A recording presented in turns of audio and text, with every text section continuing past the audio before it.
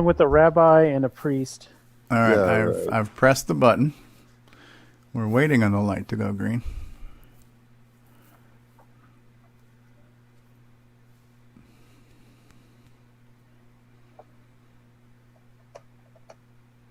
All right, the light is green. We are live on YouTube. It is time to cue the intro. Hi, this is Dale Lear, designer of TRS-80 Color Baseball, and you're listening to CoCoTALK.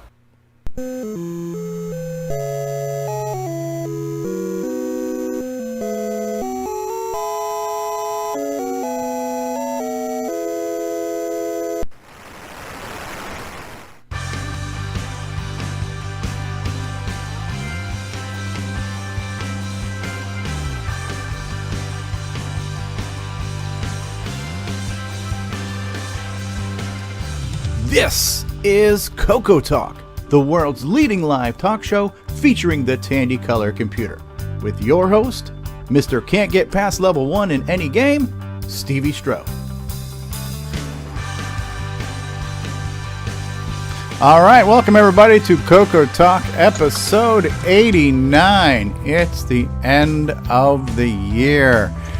We've had our Coco Christmas. Hopefully Coco Claus was good to everyone. And hopefully the Christmas joy was spread and everybody got what they wanted for Christmas and everything else. And so now we're here. It's just about the end of the year. It's just a couple days before we wrap up the new year. If you're reading the name in red letters on the bottom of the screen here, you will notice that we do have a special guest scheduled for today. Mr. Sock Master will be here. This is, I don't know, like 19 weeks in a row now. We've had nothing but, interview after interview after interview, thanks to Ron Delvaux, celebrity interview to the stars guy who gets it all done. So hopefully we'll be joined by Sock Master here in a little bit. In Richard Lormieski, I wanted CoCoTALK canceled. Is that what you asked Santa for? Was that Absolutely. James? You were going daily instead of weekly? Yes. Oh, Nick Marotta is here. What's going on, Nick Marotta?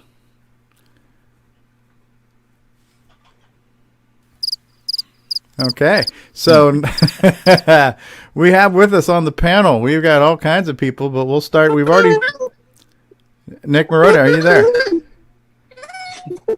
Nick Marotta, are you...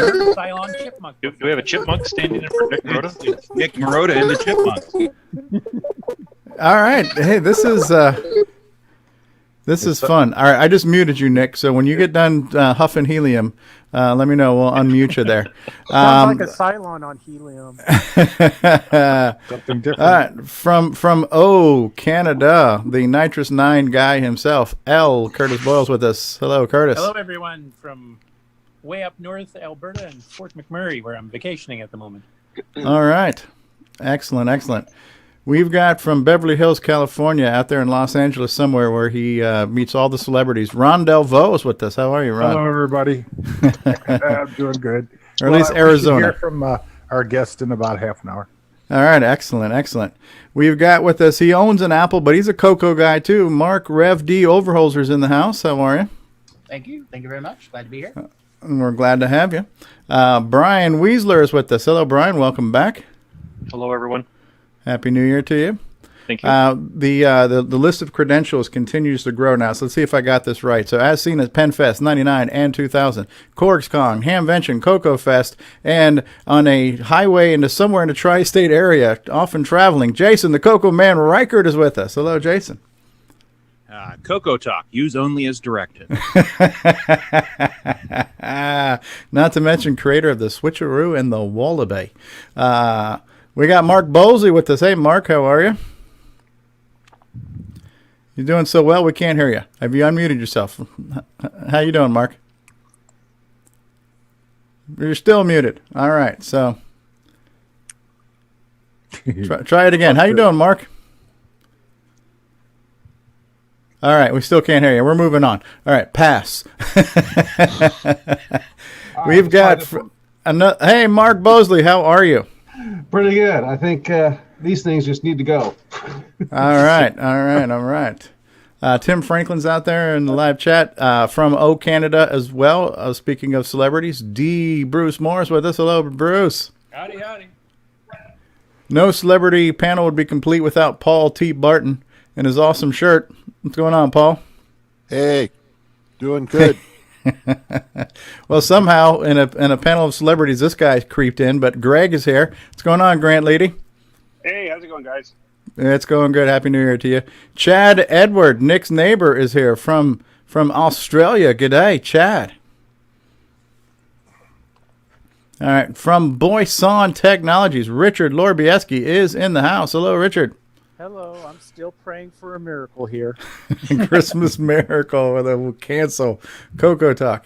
And last but certainly not least, from Australia, Chad's neighbor, Nick Marentes is here. G'day, Nick. G'day, everyone. Merry Christmas, Happy New Year. And all that good stuff. Yes, so in the live chat, Tim Franklin is here. Chad Cunnington is here. Nick Marotta is here. Mark Overholzer, Richard Lorbieski, Al Hartman is here. Mr. James Diffendaffer is here. Ken Make It, Al Hartman, Tim Franklin, Al Hartman, Mark Overholzer, Tom C. from Jersey is here. And yes, good deal. All right, so we're here. And yeah, did everybody have a good Christmas? Very. Yep. Yeah. Good. Everybody get everything except for Richard Lorbieski, who wanted CoCoTALK to be canceled. Did people get what they wanted? Or at least experience some holiday cheer? Some Christmas joy? You mean? I played with OS9. Nothing. Yeah, Pretty nothing. shit Christmas, yeah. Actually, that sounds like a Christmas miracle. There's the miracle, yeah. Yeah, the miracle you touched it at all. Yeah. Hey, David Mitchell. Davey Mitchell has joined us in the UK. Hey, Davey, how are you? King of the 10-liners. Is that Bruce? Is that Jacob Moore in the background there? Hey, Jacob. Merry Christmas. How are you? Merry Christmas. Good. What'd you get? What did Santa Claus bring you? A drone. A drone. Wow. Nice. Wow. Was its name David Ladd? I wish. And as long as you don't hang around airports when you're trying it out. Yeah, no, the airports are not nearby. No. Yeah. Excellent. Does it have cameras and stuff on it too, where you can see what it's doing? Yep. So you got a spy plane. Yeah, Yeah. essentially.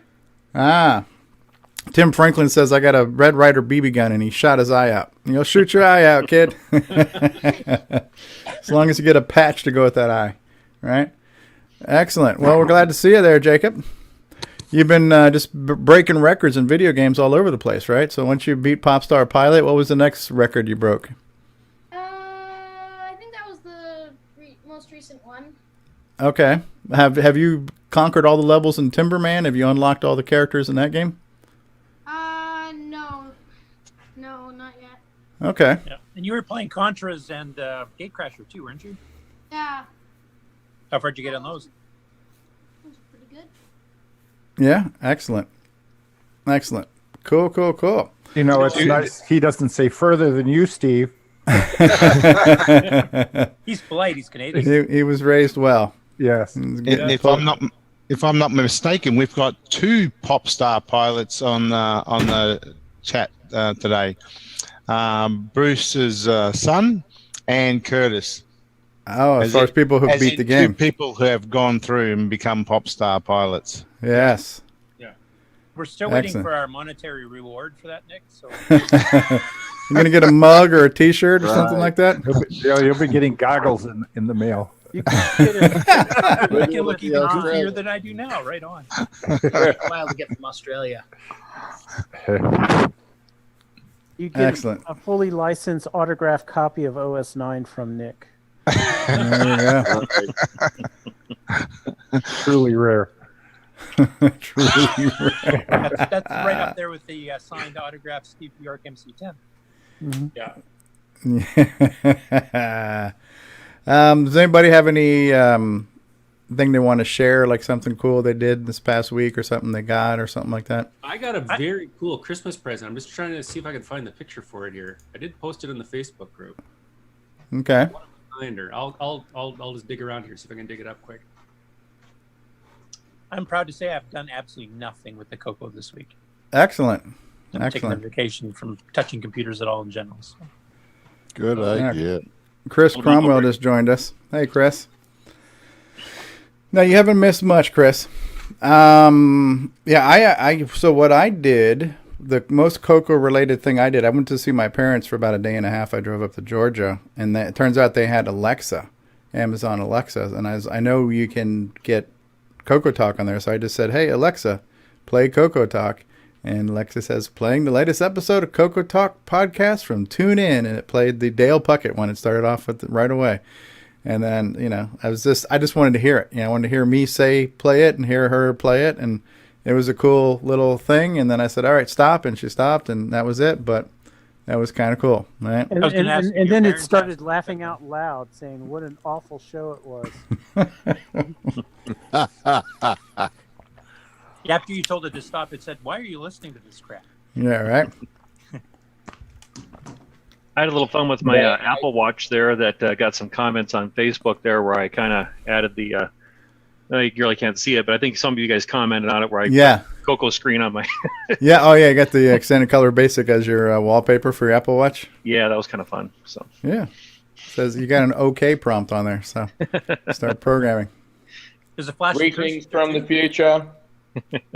Hey, Chad joined us. Hey, Chad, how are you? G'day. Hey, I'm good. I tried getting on via the CoCoTALK Live website, selected Watch Live, and then it said something about technical difficulties. Now I can't get on via that website. All right. Maybe Donald Trump put a wall around it. I'm not sure. So, we're going to pay for it. You know why Trump wants to build a wall? Why is that? He wants a windbreaker for that dodgy toupee that he wears. There you go. Here's a good one. Davey says, Alexa, put out dumpster fire. That's how you get it to stop playing CoCoTALK. Funny. Al Hartman says, I asked Alexa to play CoCoTALK and played a train wreck. All right, so. Yes, I'm glad you all are having fun there.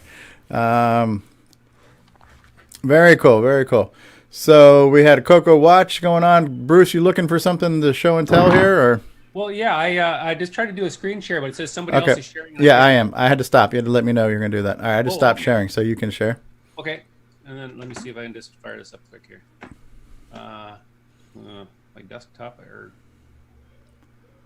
So you can like slap somebody's hand if they do it out of. Almost got it here. Okay, here, let's see. D. Bruce Moore has started screen sharing. Oh, yes. Yeah, that was neat. The video. So if I get it to play, you got to pay attention to the eyes here. Yeah. The eyes have it.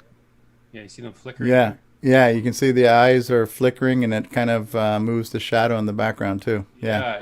So that's something my brother put together for me. He's got an neat. LEDs in there. It's USB powered. Wow. Pretty crazy. So how much are those? It's a one of a kind. It's a one of a kind. He 3D printed that for you, right? Although I do have this non-lit one. I don't know. There could be a trophy for a game in the works here. Is there a douchebag version? I was always saying I should have decorated the tree. I should have put tinsel on it and everything, but I couldn't get close enough. I would be cursed or something. I figured so. Make it into a tree topper. Star on top. Excellent. Anybody else got anything cool to share or stuff they got in the past week? Any acquisitions or cool things you came across?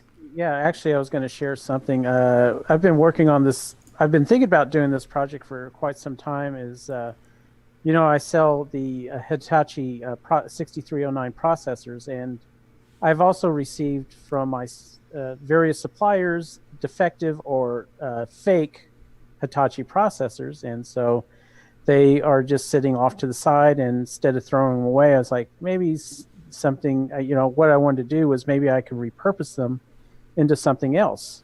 So I have turned them into refrigerator magnets.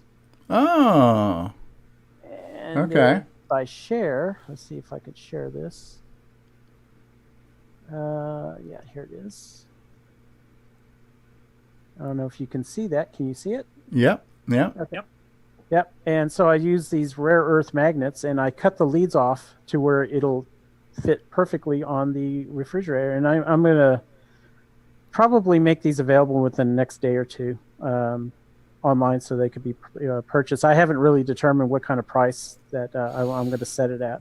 You know what it needs? It's missing the CoCoTALK logo on here now, so it can be a piece of merchandise. Well, I would have to label it a fire hazard. So. Just that's neat. With an extinguisher. Yes. Richard, are there other uses for this, such as maybe bulky racing your floppies or anything? Oh, no. It doesn't do that. It'll actually hold your floppies against a filing cabinet. It's really good on. Oh yeah, that'll work. Yeah, you can use it to take all your backup discs and put them on the filing cabinet there, so they're always handy. Yeah, use the magnet to hold them up, so you never find them. Yeah. You never lose them then. So I'm trying to figure out how do I unshare this sucker. Just hit stop sharing somewhere on the bottom of your screen. Hello, Trina K. Trina, who are you, Trina K? Are you a member of the CoCo group? We see you in here from time to time saying hi. And we're glad to have you here. Just wondering, are you a fan of the CoCo? I'm staying at. Oh, Trina K is where you're staying. Yeah. Is that your girlfriend? Yep. Okay, so that's the one that says hello from time to time. We get somebody in the live chat saying Trina K. And I'm like, who is Trina K? Okay. Hold on. All right. Is that breaking news that Curtis has a girlfriend? I don't know. That's old news. Hello, Trina K. Non-breaking news, Grant still does not. But anyway. Oh, thanks. Look, I don't think his wife would approve of that, so. Wives are funny like that. Depends on if they have an open marriage. Oh my! I never thought I would have heard Ron talk about Well, that. it happens. It's out there. It doesn't happen in my life. There you go. So I want to live. Yeah. Is that like an open casket? My wife feeds me. I could die. Cool. Well, the one kind of video game related thing I got for Christmas is I got the new Tomb Raider game for Christmas, and so I've spent a little time playing that. I was watching you this morning. It's neat. It's a neat game. I love these modern games when they're done well. Well, you can get sucked right into that. Boy. Oh yeah. Oh yeah. Oh, my wife knows what to get me. Get me a Tomb Raider game. I'm a happy guy. Also got it's kind of a cool thing. It's 12 socks. It's called the 12 Socks of Christmas, but they're all Star Wars related. So some of them have different Star Wars characters or emblems on them and things like that. So that was kind of cool. Oh, that reminds me. Now that you mentioned Star Wars, I got an R2D2 garden gnome. Oh, really? Yeah. I've never seen that before. Yeah, it was at the local hardware, and my son, anyway, I liked it, and my son was with me, so he got an idea, and he picked it up for me later on, and gave it to me for Christmas. So I have R2D2. Well, I'll have a look on the internet, see if I can find one. I'll bring it up later on. But okay, yeah, it looks pretty good. It's made to look like stone. So yeah, it's sitting in my garden there. I've got R2D2. So you're not going to animate it with a with lights? No. All right. Well, I don't know when Sockmaster's going to join us, and that's okay. We can freewheel the show. But before we go on to another segment, because I would also like to do kind of like an informal year-end review. We'll talk about our favorite episodes, favorite moments, things like that, and I forgot what else I was going to say. So yeah, so we'll kind of talk about that. Obviously we got some of the news from Facebook that we can start doing too. Did you find them? Will you hand them to me? Yes. Who you got there with you, James? I mean, Jason.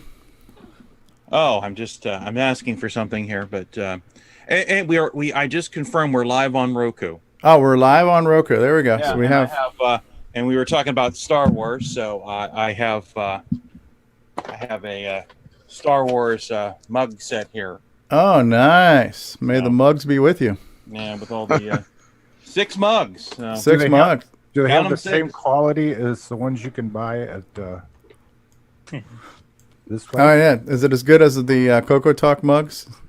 The same quality as a CoCoTALK mug? You know, I don't have one yet, so I can't speak for that. I'll have to get one so I can do a side-by-side comparison here. But, Is that the one that has the hot chocolate in it too? Yeah, it does, exactly. There's hot chocolate in here too. But, It's good hot chocolate. Goes good with Kahlua. So. Kahlua. Ooh, Should you be yummy. tipping those over? well, they're empty. They're still in the box. So. Yeah. Yeah, I think we can. Well, we can get crazy here. We can put them upside down. You know, if we want to get crazy. Oh, Nick. Yeah. Now they're right. Now it makes sense. Yeah. Hey, I found my garden gnome picture. Yeah, go ahead, pull it up. I'll quickly share it. Yep. And Nick Marota's back too. Nick, you copy us? Can you see it? Yeah. There it is. Wow. Yeah, it looks like it's made out of stone. Awesome. Yeah, it looks like a stone. It's made out of plastic, but yeah. Yeah. How big is it? It's about just over a foot in height. Okay. Yeah, so it's quite reasonable. All right. Very cool. Very attractive. Yeah. I thought so. Nothing. These are not the droids you're looking for. You can move about your business here. Move it along. Move it along. So, Richard says, new on CoCoTALK, Star Wars porn. Yeah, I think what we need to do is we definitely need to go back and look at some of the episodes we've had this past year, and just it's because there's been so many. Like it's like, how do you pick your favorite one? Especially these past like 5, 6, 8 weeks in a row. Ron Delvaux has just been bringing us the stars. Well, so, Steve, do you have some of these queued up? I'm just going to pull up the playlist from YouTube. So I don't necessarily have them queued up, but I'll pull up the playlist. Hey, Nick Marota, do you hear us? Nick Marota, Nick Marota, Nick Marota. Your lips are moving, but I can't hear what you say. Hey, that's a song. Yes, it is. He's telling the praises of the great CoCoTALK features. We'll just dub it like one of those old Japanese monster movies. Yeah, Nick Marota. Godzilla. It's Godzilla. We must flee. Yes. He's about to destroy Tokyo. All right, we're going to take a quick commercial break, and we'll be back, and we'll talk about something. All right. So, yeah, you're muted, James, but hopefully you'll figure it out. We'll see you in a few. Hi, I'm Mike Rowan, and you're watching The Original Gamer, Stevie Stroh. And when you're done watching, come over and listen to the Coco Crew podcast.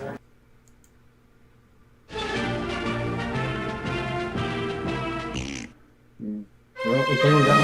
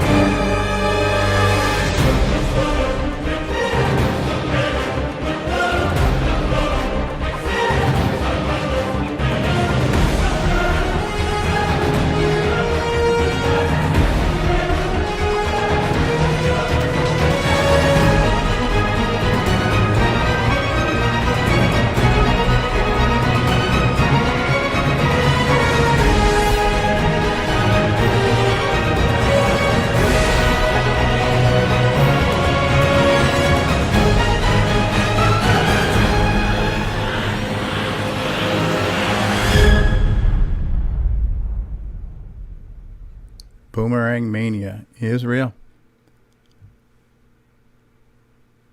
My favorite part of CoCoTALk. Original Gamer Stevie Stroh. You know, I thought it was the rap song. To get your copy of a Gameplay Goodness Color Computer Gaming DVD today, head on over to 8bit256.com. There you will find several DVDs featuring color computer gameplay videos by the original gamer Stevie Stroh. So to get your very own copy of a Gameplay Goodness Color Computer Gaming DVD, head on over to the Retro Swag Shop at 8bit256.com and tell them the original gamer Stevie Stroh sent you.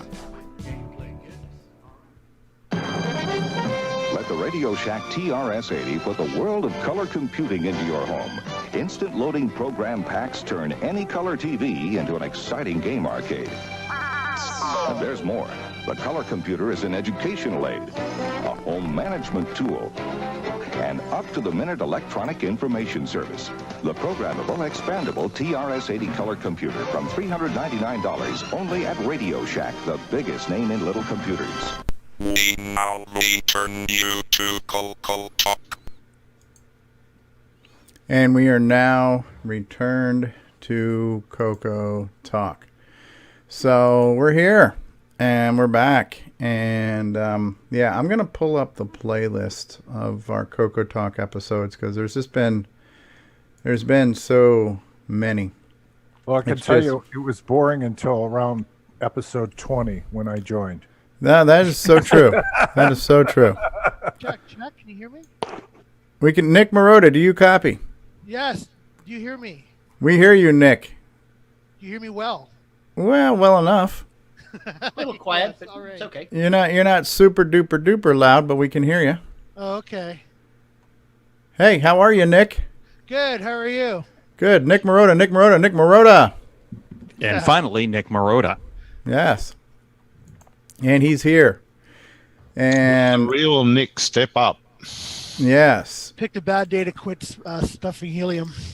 Yes, you did. You did. All right. So for whatever reason, I fix this every single time, and every single time I fix it, it doesn't stay fixed. So here we go. Here are the episodes of CoCoTALk we've had. And so last week we had Dale Puckett, right? So let's look at how many interviews we've had. So Dale Puckett, we had Ben Drakes, Frank Hogg, OS9 Forever, which also included Alan Badiger, right? Thanksgiving, we didn't have anybody. Then we had Unboxing the Beast, right? So that was all Paul Fiscarelli stuff. Nick Marenti's Hidden Gems, right? Grant Leedy hosted. Did we have a guest at the time that Grant Leedy hosted on episode 83? I don't remember. When we had Vectrex Talk, that was Willie, right? So Willie was here for Vectrex Talk. Then we had some Assembly Talk. We had Ed Tasm Live, but Eric Critchlow was on the show, right? So yeah. So if you just look at the interviews we've had in the past few weeks, from Dale Puckett to Ben Drakes to Frank Hogg, OS9, which was Alan Badiger. Chet Simpson was on, yep.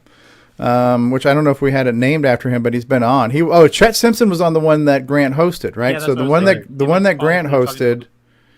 Yeah, what number was that?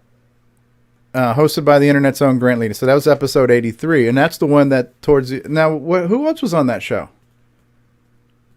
Who was on that? Was on it because he helped design some of the graphics too. Was there a guest at the beginning of the show? The guy.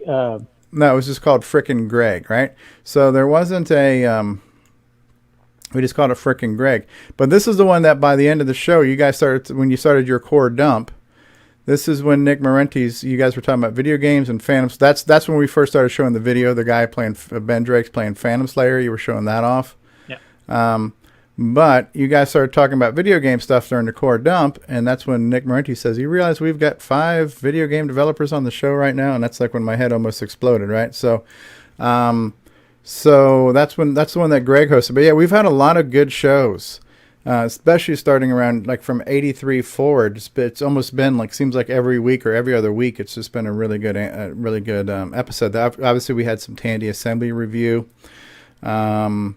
So I don't even know the dates on these things. Like when would the beginning of this year core dump debut happen around episode 65? So let's just like start scrolling through these episodes here. And if you see anything that strikes you, Obviously, Dale Puckett, pretty good, right? That was what we call ham porn at this point, right? So everybody got their ham talk going.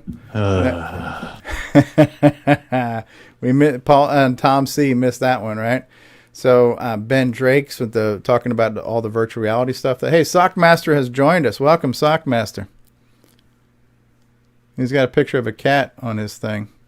He's here. He's here. Okay, hopefully. Cat owner. Yay. Yes. OS9 Forever. That was like the week before Frank Hogg. That was Alan Badiger, right? Badiger, right? Frank Hogg, great interview. Yeah, Frank's a really cool guy to talk to in person too. So I was expecting that. Yeah. When we had an After Dark and Nick Marenti started showing us all these games that he had worked on or projects he had dabbled with and never finished, Nick Marenti's hidden gems, right? He showed us the Family Jewels. So no, I don't remember that one. Oh my God! That was the After Dark. No. Episode 83, hosted by the internet's own Grant Leedy. Right? You noticing something here, Stevie? All the shows that I co-hosted are the best shows we've had. The blockbusters. Huh? But that's all right. They all feature dumpster fires. Tandy Assembly Weekend. What do we got going on? We didn't feature the boomerang more. All right. Sockmasters. I've been bagging. Okay. So Dungeons of Dagrath After Dark. A Vetrix talk. A lot of assembly. We got some Ed Tasm. Eric Critchlow, another good interview there. Right. More assembly. VCF Midwest. We had some good footage from there. We had a whole series of machine language talks. Yeah. Community content, live marathon with Paul Thayer, Assembly Part 6. All right, Nick Marenti's the Popstar Pilot Mullathon, where we celebrated the life and times of Nick Marenti's and all his games. Abe, what was his name? Bill Vergona. When we called him Abe Vagoda, we started talking about him, right? Abe Vagoda. You guys hear me okay now? Yeah, we hear you. Hey, we're hear you a lot better there. Nick Marotta. Yeah. Dennis Kitts was on, right? That was another great show. VCF West. That was a nice surprise trip when it was Mark and Mikey were out there showing that off to us, right? Assembly Part 4. We had reached 10K downloads. Coco Dragon Raspberry Pi project. That was a great one, right? When we get to find out more about here firsthand on the Coco Pi project. This is the Rage Quit episode, right? Episode 66. The world famous. The meltdown. The one time that Richard Lorbieski's dream came true.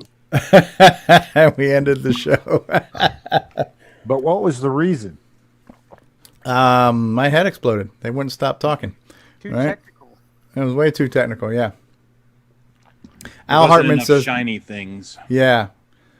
Al Hartman says that Dennis Kitts was one of his favorites. Hey, Paul Fiscarelli just joined us, right? So Core Dump debuted around episode 65. We had Hardware Talk, Assembly Part 2. We had some MC10 Talk After Dark.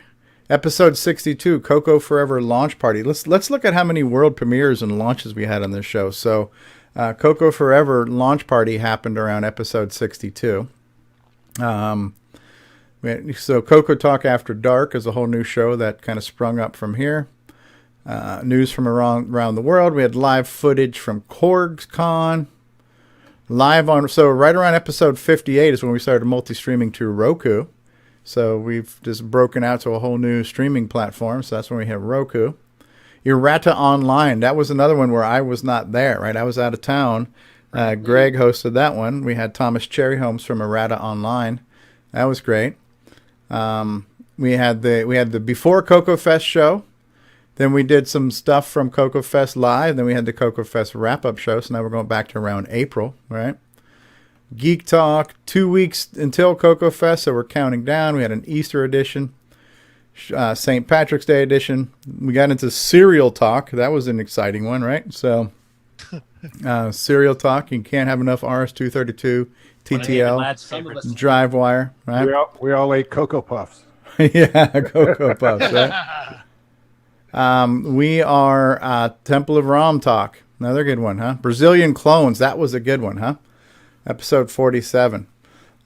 Troll Talk. That was when we were talking about the guy who trolled the Facebook page. I think that day he kind of came in and says, yeah, this would have been exciting if this was 1987, right? So the guy trolled something. And the Coco Crew podcast review. Why did Tandy do that? So was that the premiere of the Why Did Tandy Do That? It was around episode 45? It might have been. Okay. Retro Talk pilot episode was CoCoTALK After Dark number 5.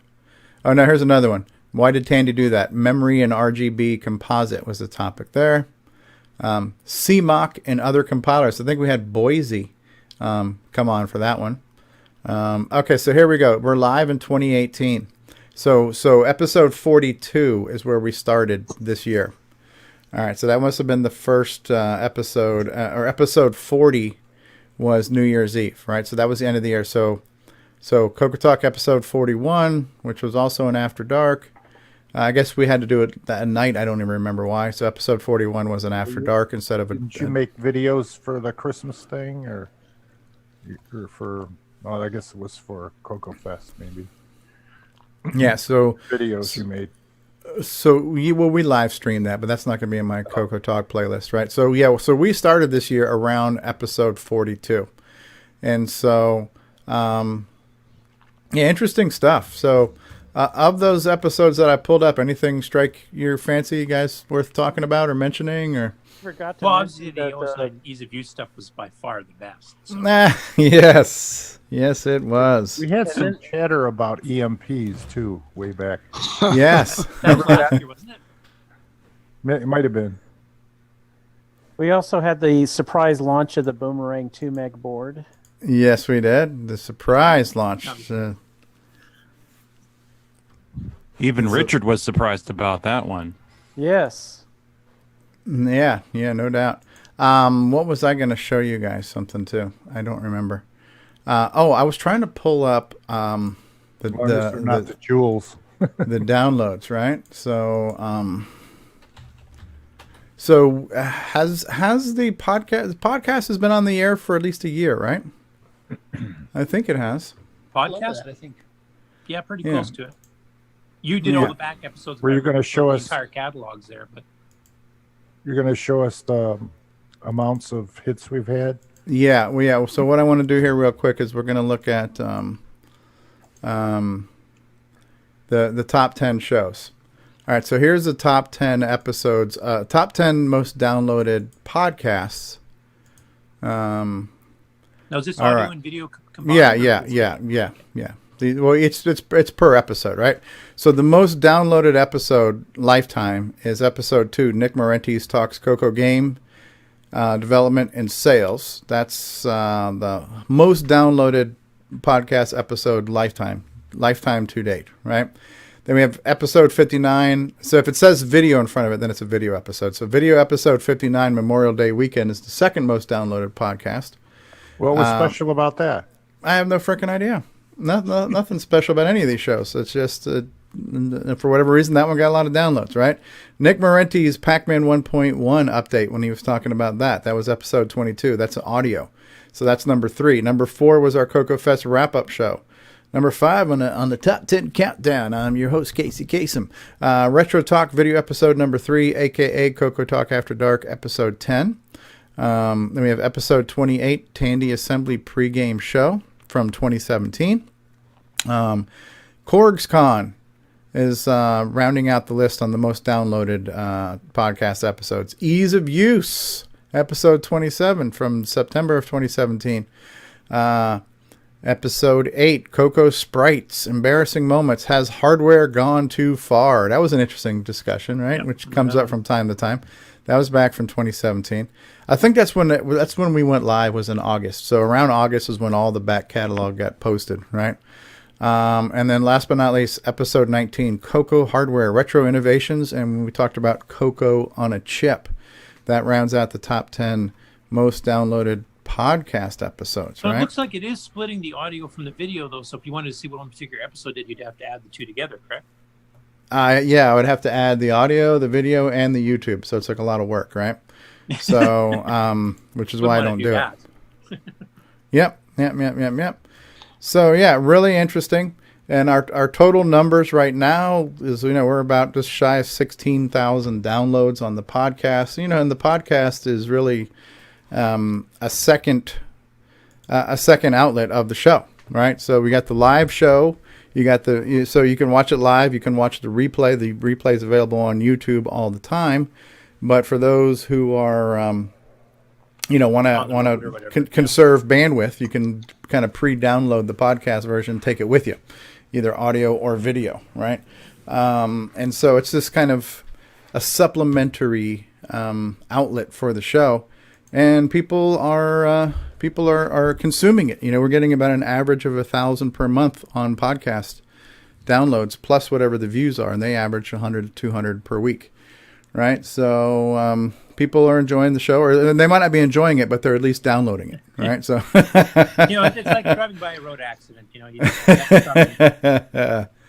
Well, if you think of it, we've gotten a lot of people on the Coco Facebook group too. How many thousands are on? 2,500, I think. Yeah. Oh yeah. How many are active? There's 30 people watching right now. Yeah, 31 just went up to. And Sockmaster's here. Sockmaster, can you hear us? I can hear you. Hey, there he is. Ladies and gentlemen, the Sockmaster is here. How are you? I'm okay, but I'm having lots of technical issues. I can't get my headset mic to work. I don't know if that mic sounds okay. You sound fine. Yeah, it sounds good. Okay. Kind of get a room noise, but it sounds clear. We're good. I just have to yell. Yeah. Excellent. So Trina K is watching the show. So you being stalked by your significant other, Curtis? No, she's watching downstairs, I think. Oh, okay. All right. She's a few seconds behind where we are right on Zoom. Hey, Trina. Welcome. Happy New Year. Hello from the future. Yeah, hello from the future. So, Sockmaster, you're our guest of honor today. So, I'm not going to put you on the spot or anything, but we're just really hoping you're going to carry this whole show for us. No pressure, though. No pressure. No pressure. Yeah. Just pretend we're a 6809 CPU and just make it sing. We have the matches. We have the bin. Just remember, you're following in the footsteps of Dale Puckett and but yeah, there's been we've had so much fun doing this show. I definitely want to say I think I said this before. I'll say it again. I think one of my most recent, most memorable favorite episodes was that one that Grant hosted, that the internet's own Grant Leedy, right? And that's when we're towards the end. You guys are like, man, we got 5 game developers on the call right now at the same time. It's just like all these things that have been happening to people who get together and just, every week and just kind of bind all this bonding that goes on, all this just hanging out. I was curious how the developers found you, or how you found the developers, like Steve, Bjork, and those guys. Yeah, I don't know if there's a single answer to that. I mean, part of it was me doing... Yeah, part of it was just me posting videos on YouTube. Then part of it was meeting Curtis, and then Curtis reaching out. And some of it's just been being on Facebook, so it's been, there's not been a single answer to it. It's been people like you mentioned, just, find a video you've done of one of their games on YouTube or something, then respond to you with a comment, and then we set up an interview. Now some are based on my webpage when I was doing all the brief interviews with them by emails years and years ago, and just getting in contact with them. Right. And then of course I have my my celebrity booking agent Ron Delvaux has been taking care of all the big stars. So yeah, he's still working on Bill Gates, but we'll he's been contacted. He doesn't reply. It's just been. I don't think he realizes who we are. If we had to try to do this again on purpose, I think it would be hard to do. This has just been the greatest little accidental, cosmic thing that just happened and just kind of has grown over time, So, and I guess that's probably the same story is true for the Coco as well as the Coco community, right? We just kind of started small and humble, and it just kind of, growing, right? Yep. So how does Sockmaster get a name, Sockmaster? Well, we might have to save that for when we start the formal official interview. All right? I think that's part of the Sockmaster origin story, isn't The it? origin story, yeah, yeah. Ah. Well, right now, Aquaman is in theaters, but Sockmaster, the movie. Was there one? Sockmaster, the movie? Yeah. Yeah.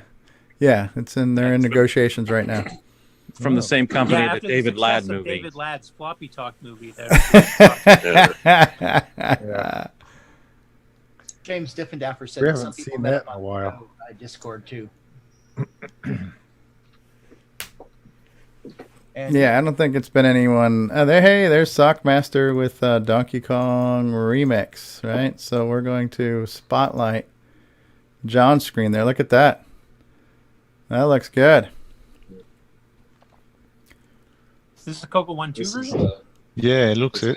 Yeah, I'm going to make a Coco 1 version, or that's the plan. It's kind of faking it right now. It's actually running on a Coco 3, but I want to make P-Mode 4 for 32K and better than the Coco 3 version in lots of different ways. Oh, wow. Oh, wow. That's ambitious. It's very ambitious, and I'm going to have an interesting time trying to pull this off.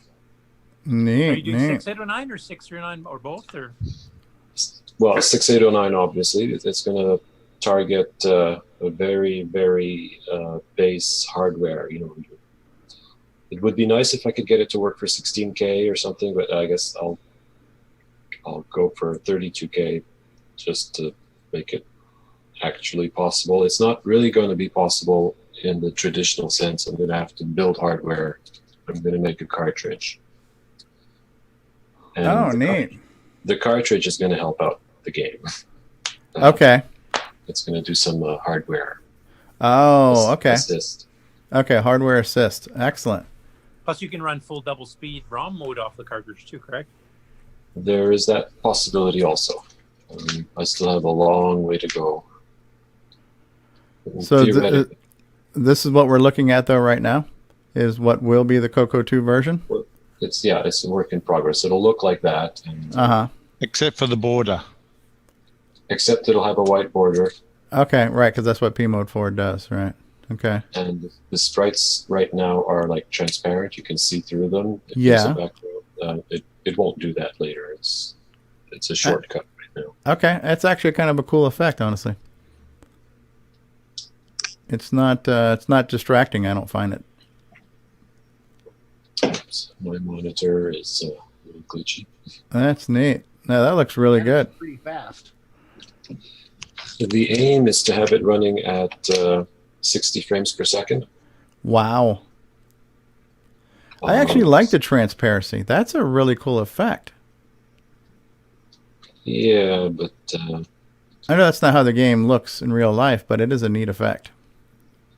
yeah, it's a little simplification of the sprite system right now. Okay. The hardware add-on, is this the blitter hardware blitter you were talking about a while back? Yeah. Some years ago, I had the idea for building a cartridge or designing a cartridge for the Coco that would have a microcontroller on it, and it would emulate the cartridge ROM. And when it's not doing that, it could also pretend to be all sorts of other things. So it could emulate the sound chip or a blitter or sprite hardware or a math processor or whatever. It's basically free to be programmed to emulate or do anything. Like it could be used as a processor itself and allow for something to be much more. Don't do that. I love how you're just smacking the screen. That's hardware hacking. That's it. That was the fine tuning adjustment right there. So Somebody's going to have to trade him a monitor. The secrets of Sockmaster. And honestly, how does he do it? He Yeah. built monitor. For only having the 4 colors, these 4 colors worked out perfect. You know. I think it's one of the reasons Donkey King was such a nice port, well, not port, but a nice version of it too, because it is the color set does fit. It lent itself very well to the game. If you could have any 4 colors, that's just about the ideal combination of colors for this game. Will Donkey Kong look that detailed in the Coco 2 version? Because that looks better than Donkey King did. It's more detailed.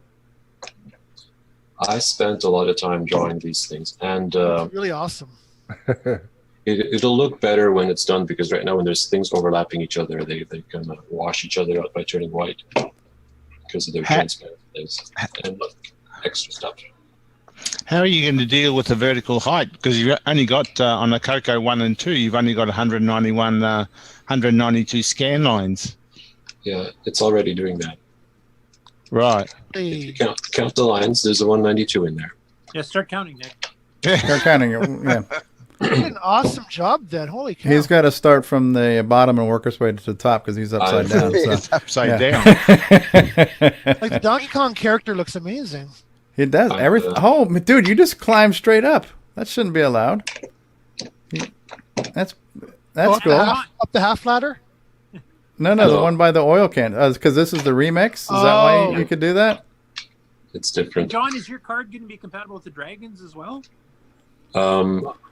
In theory, but I don't have one, and whatever trickery I might be doing, I don't know if it's gonna. I'd have to test it. Like the timing of the CPU is slightly different, and the 50-60 hertz things are different. Are you playing this while you're talking? Can you bonk your head there? Bonk my head where? I like those. Where it looks like the upper level is pretty close to the lower level. I was just wondering if the barrel. Yeah, you can.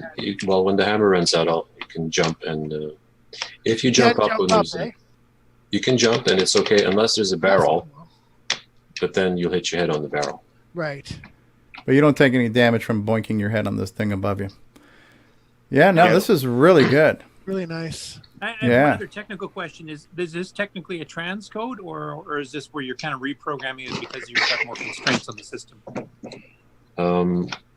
Well, this is the mostly the same as the Coco 3 version, but I've gone back and retranscoded the arcade because the arcade version had new features, more levels, more stuff than the original Coco 3 version. So I've reported that back to the Coco. Oh, so wow. This game has gone back and forth many times. Wow. That's absolutely amazing. Yeah, a more advanced, more sophisticated version than the Coco 3 already. You make our machine awesome. Yeah. Yeah. I got to say, I really like the transparent sprites. I don't know why, but I'm digging it. They're not staying. Okay. Make it a toggle feature where we could turn it on and off. Right. Stevie will go for that, especially if it'll let him get past level 1.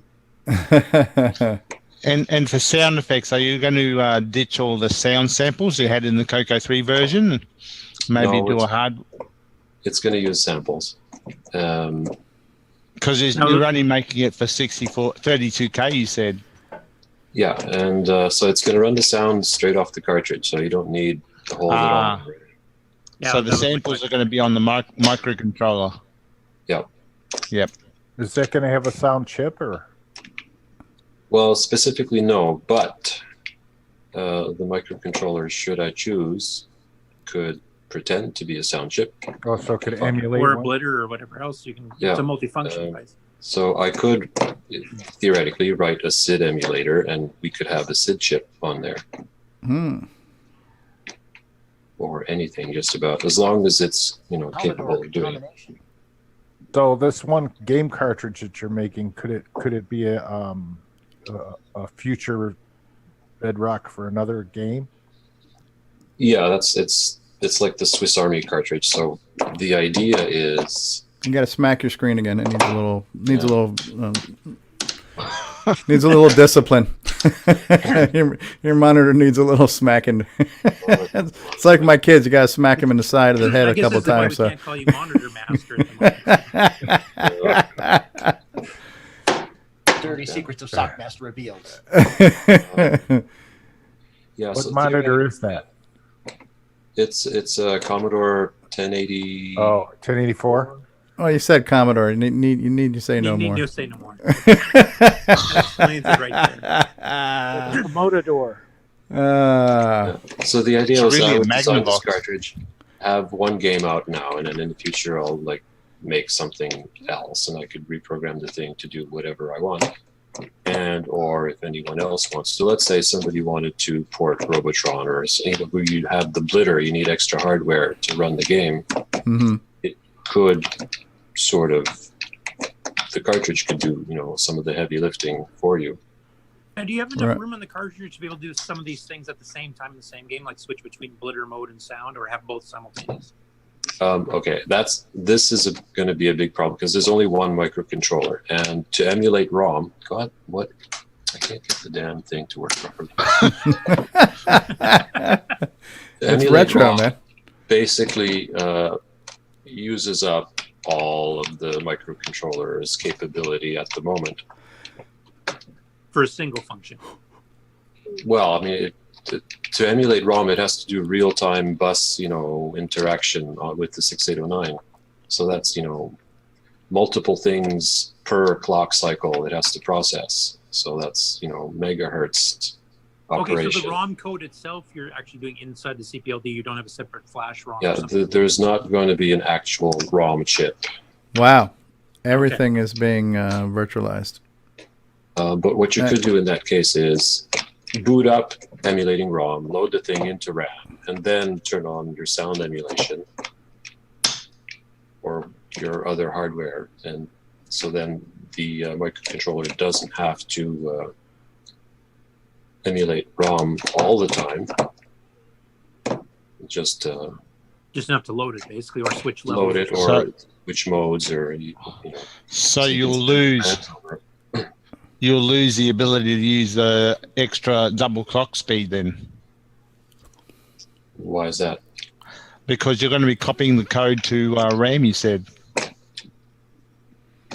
Well, yeah, for this particular case, yeah, it'll, unless there are some tricks I know about. You can turn on of course double clock in the borders, and then you'll have partial. Yeah, right. But also, if the or if you put some core routines that are really used really often in the game and leave that in the ROM part, maybe that would work too. I don't know. If you didn't, you don't need the whole code in there, obviously. Yeah. For high speed. Well, see, it'll be tricky to manage. I'll have to figure out exactly why did I even do that. Tricky to figure out how I'm gonna. Man, jumping with the hammer is a nice feature. Oh yeah, the original version doesn't have that. So we got all the the arcade. So how much features. ROM code can you fit on the CPLD along, at one time? 128K minus whatever firmware you have to program into it. So 128 minus a bit.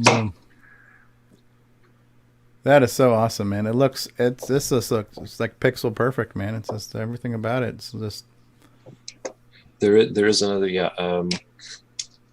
you notice when I'm walking, he looks, I don't know if that shows up through the internets, but he looks higher resolution while he's walking than when he's standing still. Okay. Because when he walks, he moves one P mode 4 pixel to the right. So he instead of having to be 128 by 192 resolution to get color, it's actually pretending as if it's 256 by 192 and 4 colors at the same time by alternating the color patterns when you move one pixel across. So it's like sub-pixel rendering. Wow. The barrels look pretty smooth. Yeah. They look round. They don't look, square. They don't have big pixels. Yeah. Yeah, because Donkey King got around that by doing white, basically, where you have just frayed edges to get the full white you can do at full resolution, but red and blue, you only get half the resolution. Yeah. Odd and even. So in this case, when a red or blue thing is moving, then it can have increased resolution. But Donkey Kong standing up there, he's not really going side to side, so he's kind of blocky looking in the red because he's not moving. So what you're saying is when you move 1 pixel to the right, you're actually swapping the bit pattern from 10 to 01 to maintain the color? Yeah.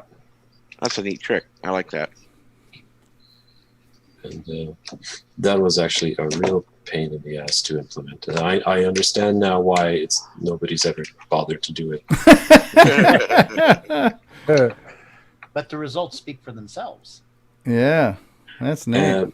It's not currently running at 60 frames per second, but when it will, this will look even nicer when it's moving, because then you have so many frames updating, so the half pixel or the half the alternation between red and blue on-offs when you're moving will look seamless. How many frames are you getting right now? It kind of depends what's going on right now. This, I don't know, looks like 30 maybe. Somewhere's around there. And as it stands right now, like how much of the CPLD are you using for blitter functions? How much are you using for sound, or are you using it at all at this point? Or I'm not using it at all yet. So this is just native 6809 coded 0.895 megahertz. Well, it's running at 1.79 to it is okay. To make it at least try to get the performance that I'm going to expect. Gotcha. Oh, that's neat. That is really neat. Yeah, I mean that red just looks so good. These are our Coco P Mode 4 colors have never looked so good. Oh, speaking of P Mode 4 colors, well, I don't have that here. There's a problem as straight away for Dragon users in the UK. You won't get any of the artifacting. Yeah, then it'll just look like that. Grayscale. Yeah. Still, well, actually, no. If you turn the color off, it'll look like that. But if you don't, it'll look all stripy. Purple and green stripes. There's no solution to that because I mean there's. Oh, that's. Well, there's a perfect solution. Just move to America, where we've got we've fixed everything. Canada works too there, so. None of the other Coco 1-2 color modes have black, unless you're talking about the semi-graphic, yeah. So we really like black. Black is handy for video games. It's kind of not very good that it's not available. It's beat on that screen. It's a shame the border can't be turned off onto black as well. That's a shame. Yeah. That's another. Why did Tandy do that? Or actually, why did Motorola do that? Well, why did Motorola? Yeah. Yeah. I mean, it's probably too much to add to all the magic you're already doing, but there could be some scanline hack where you could make the borders a semi-graphics mode or something, like 1 pixel wide, and trick it on a scanline basis to get the black border. But that's probably a ton of work. You can actually do that. You can show a P Mode 4 screen with the black border, but it'll pretty much eat all of your CPU. Yeah. Yeah, it'd be good for still pictures, but not much else. Is there a hardware option to invert the screen so white becomes black, black becomes white, and then you play the game? The game itself will be on a white background, but it's being inverted, so it's all black then, black border, black screen. But that would be a hardware hack to the video. I think if you set out to do that, I'm pretty sure it could be done, but then you'd have to expect everyone to hack the hardware to do it. I think Nick just volunteered, so that's good. Yeah. Nick, take a break from playing with OS 9 for a little while and work that out for us, okay? Is there going to be an OS 9 version of this sock? Level 1. Sorry, is he dropped off the call, has he? You don't scare away the guests, Nick.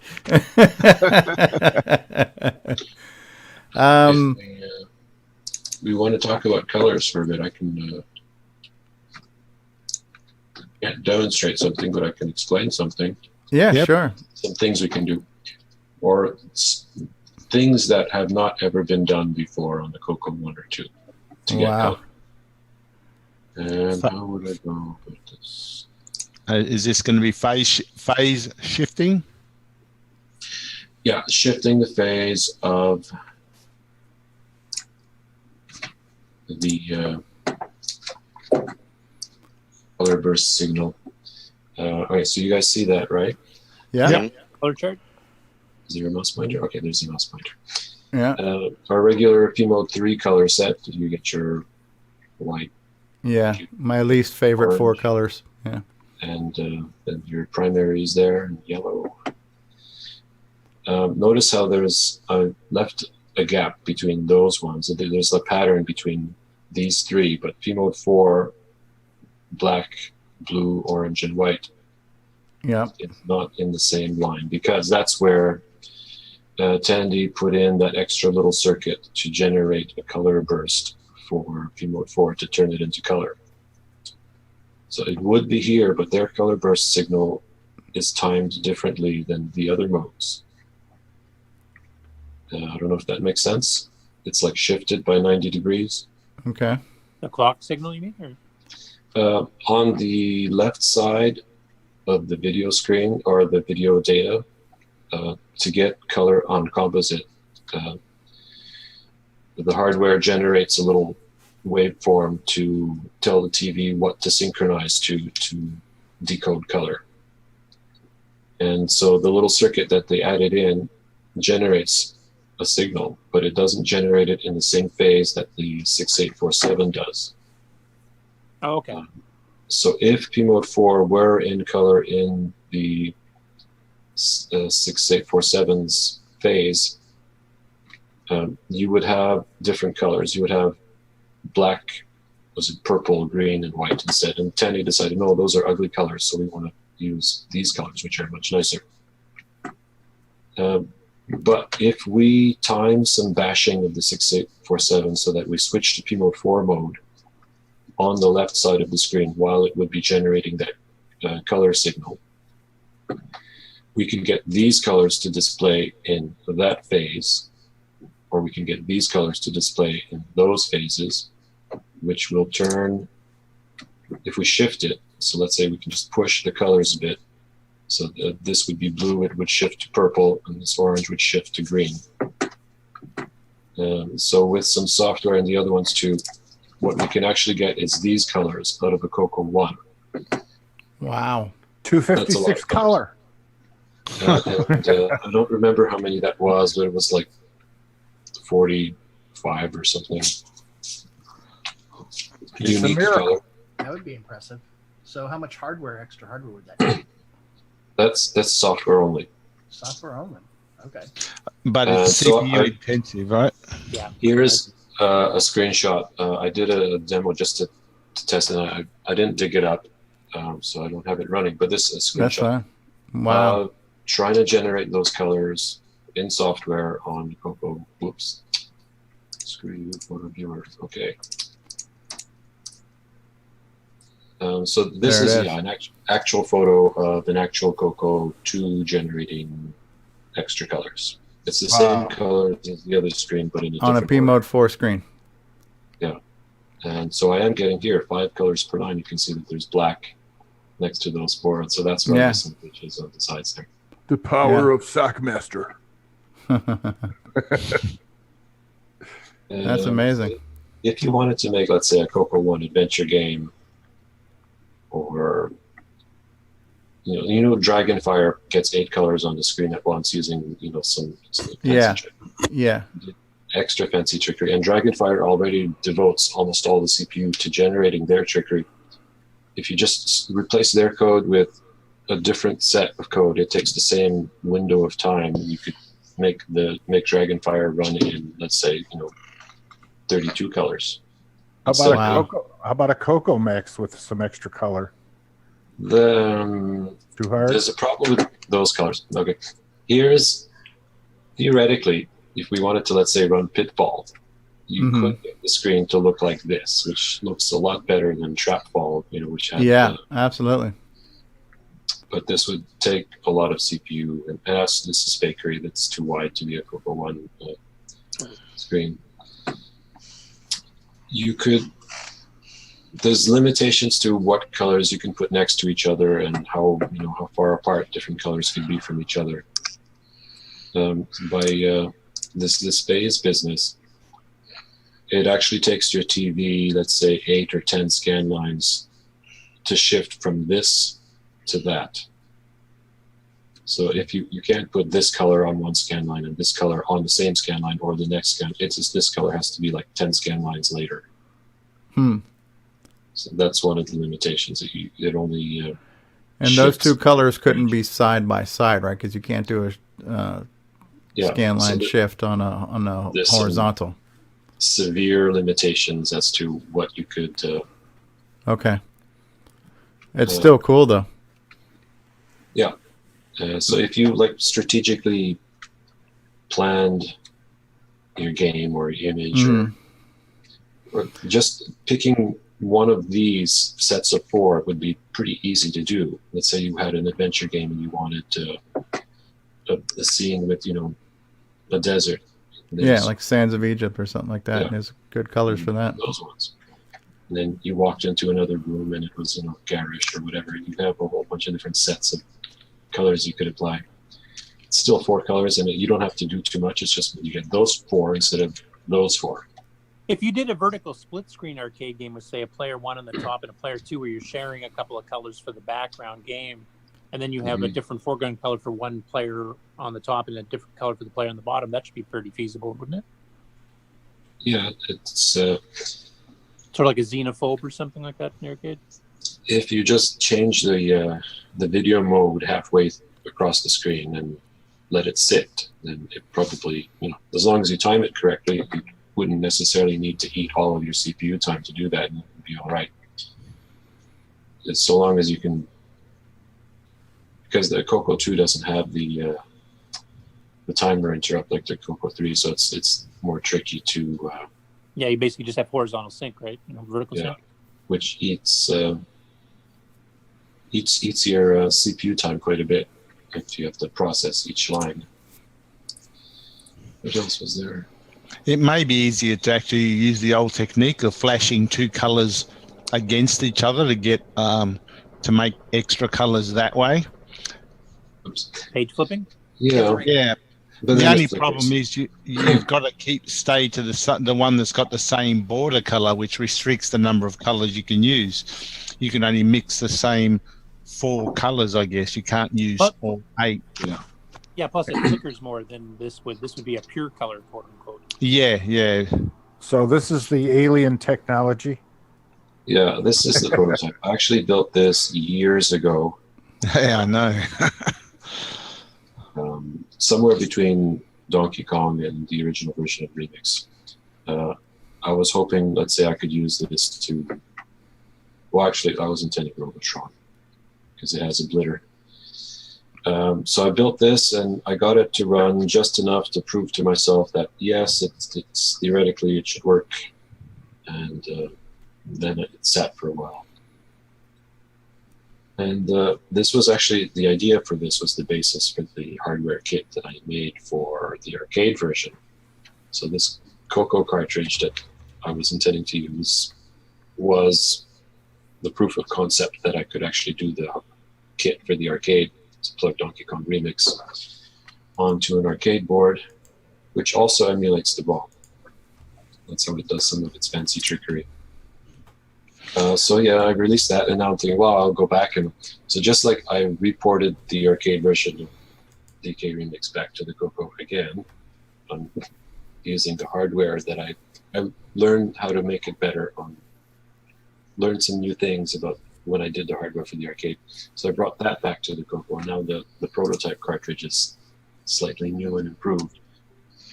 This is an old photo, but it's still pretty much the same thing. It's the firmware. I figured out how to make it more reliable or pull off more things in fewer clock cycles.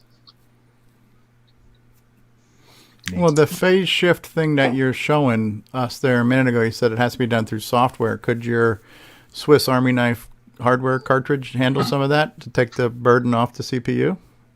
It could do that, except the horizontal or vertical sync pulses do not go to the cartridge port. So the cartridge wouldn't know how to sync unless this program code sent manually. The 6809 manually told the cartridge, okay, now I'm in sync. So to get the Is cartridge... it possible to do a timer interrupt on your CPLD, though, to have it generate interrupts? Yeah, but it needs a reference point where to... like to sync with the video signal somewhere. Yeah. So it'll have to keep getting a new sync from the 6809 every frame so it doesn't drift or... But after that, yeah. There's no way to tie that to the Q or the E clock?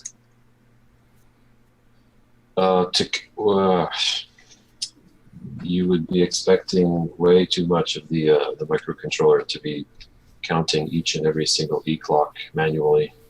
So what type of microcontroller is it then? You're doing a microcontroller, not an FPGA or a CPLD. Yeah, it's...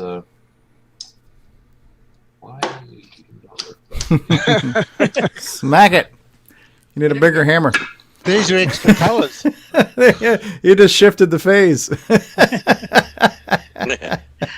the Shockmaster phase shift technique. Yeah. You need the BFH. Rubber mallet included with the cartridge. Yeah. Don't give away repair secrets. Hey, Richard, you want to ask your question about the 2 meg board? I saw you put it in the chat there a minute ago. Oh, I was just going to ask that later because some people. Well, I've actually duplicated it. It's when you run Donkey Kong Remix in 2 meg mode, the video it actually splits and it doesn't work correctly. But if you put it in, you put the boomerang in 512K mode, it works perfectly. And I was just thinking it may require a software patch. Oh, it's possible. I guess I'm Nick Marota's like... I think you just send him a boomerang board, Richard. Send him a Okay, boomerang I board. could do that. Maybe if you hit the boomerang with a very small rubber mallet. Yes, hit it with the hammer. Like I do know, like the 1 and 2 meg boards from Disto, there, and I'm pretty sure Richard's is the same way.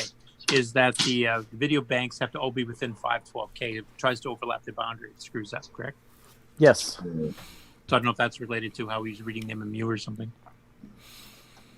Well, I don't remember what I may or may not be doing. So you say what happens exactly when you run it on? It's been a while, but the screen splits. It part of the screen only shows up. It's almost like a split screen type situation when it runs Donkey Kong Remix. You might send me some photos and I can figure out what's going on maybe. Oh, okay. Or just send him a board. Send him a boomerang board too, yeah. Yeah, I could do that too. Man, that looks really good. That looks really good. So Donkey Kong and Donkey Kong Remix have definitely been the best 8-bit version of Donkey Kong ever released. And now it's looking like they're going to be one-upped on the Coco 2. Yes, but we'll say Coco 1 because Coco 1, yeah. It sound more impressive. Yeah, Coco 1, yeah. So the hardware is actually older than The Donkey Kong itself. I was just going to say that. Because it's 1980 versus 81, isn't it? Yeah. So that's saying something. Yeah. Well, mentioned the CPLD being a little bit more recent than that. But. Yeah, but the game code and all that, it's still running on the 6809. Yeah. Mm-hmm. It's no different than the other like Ataris and stuff at the time that had sound chips and stuff. So yeah, so it's just a little bit of hardware assist or extra hardware, but it's the 6809 is doing all the processing of the game itself. So yeah. it still counts. It's still good. Yeah. Oh yeah, no, I agree. Yeah, that was when we were going through the topics of certain shows, and one of the topics we had a while ago was, when has hardware gone too far? The question has come up before with all these modern upgrades. When is a Coco no longer a Coco, or when does it become something else, or is it no longer retro? And I don't know. To me, I don't think we've crossed that border yet. I don't think adding 2 megs is crossing the border. I don't think adding a 6309 is crossing the border. Adding a sound chip, Tandy released a sound chip, so that's not. Tandy introduced the Gimme, which is a right. So Coco thing. I don't think there's been a hardware upgrade yet that is so obscene that it's, crossing the threshold of it being vintage and retro to being, And the Coco always has been a hardware hacker's computer. I mean, AlphaSoft and a bunch of others, and CCN and some of the other magazines that had hardware upgrade techniques for all kinds of stuff. It was a hacker's machine much more than, say, the Atari, the Commodore was. Right. So that's kind of its native. I think if there would be one, and I'm not doing this to naysay the project because I like the project, but if you look at something like the Coco VGA, well, VGA didn't exist when the Coco was out, so that's definitely adding something that's newer than when the machine existed, but it's also accomplishing a filling a need where we need to be able to connect to better displays because the TV quality is not as good, this, that, and the other. So, it's like the SDC. Right, the Coco SDC. Well, SD cards did not exist in the 80s, but no, I don't think anybody's complaining about the SDC saying, no, this is too modern. This is too modern. No, this is cheating. It's also too fast. Yeah. My Coco is not a Coco anymore, right? I don't think anybody. 8 gigabytes? Right. The other thing is, I think a lot of these modifications, it's like the 2 meg board. You can easily revert it back to the original Coco because you're not cutting any traces or putting any jumper wires or anything like that. That couldn't be, undone. Yeah, right. And there were vintage 2 meg upgrades back in the day. Yes. Just to. Yeah. It's also important to note that everything that Sockmaster's ever done, he's always done it without modifying the hardware, using the standard hardware and just trying to get via software or via an add-on some extra performance out of it without modifying the original hardware. Even this Donkey Kong, it's just going to be a plug-in cartridge. It's not any hardware mods to the system itself. Well, what about that bouncing ball demo he did with the 2-layer graphics? Was that cheating? Well, there you go. See, 2-layer graphics without any hardware mods. Yeah, the amazing part of that was you installed that 2-layer modification on your floppy disk. Yeah. Nick, you sound in awe there. Yeah. I just love the high-res 2 that you did.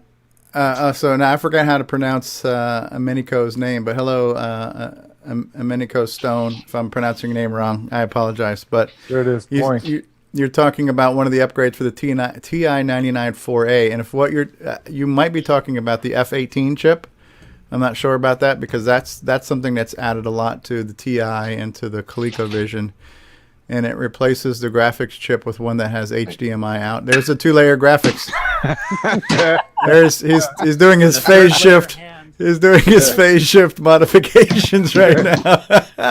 Proprietary repair. That's the mute button. So. Yeah. I was reading about. Turn it off and on. How can I get those colors? Yeah, right. I was reading about this monitor, and then I was reading about this demo somewhere, and I couldn't quite understand what they were driving at. But the horizontal motion of the ball, are you actually moving the ball, or are you scrolling the offset? Just changing the offset. Okay. So that's why it's so smooth, I think. Yeah, it runs at 60 frames per second. Nothing's being redrawn. And right, so you're just pallets are making the ball look like it's rotating. Yeah, and pellets are also making the background look like it's staying put. Yeah, because you are actually shifting the screen. Yeah. So the offset would make it so that even the checkerboard pattern would go left and right, and or if the pattern was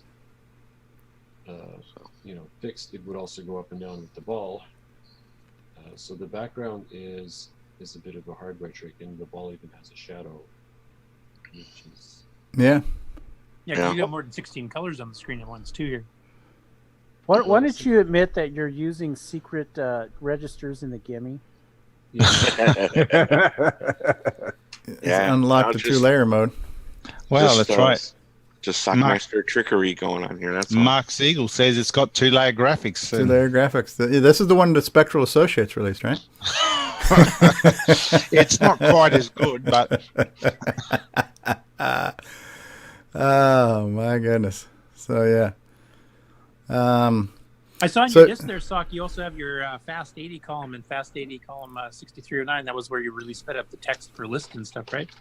Yes. So really shows how powerful palettes are, because like he said, he's not actually moving anything around. He's just shifting the offset and fixing the background by flipping colors. And that's just really cool. Will this work?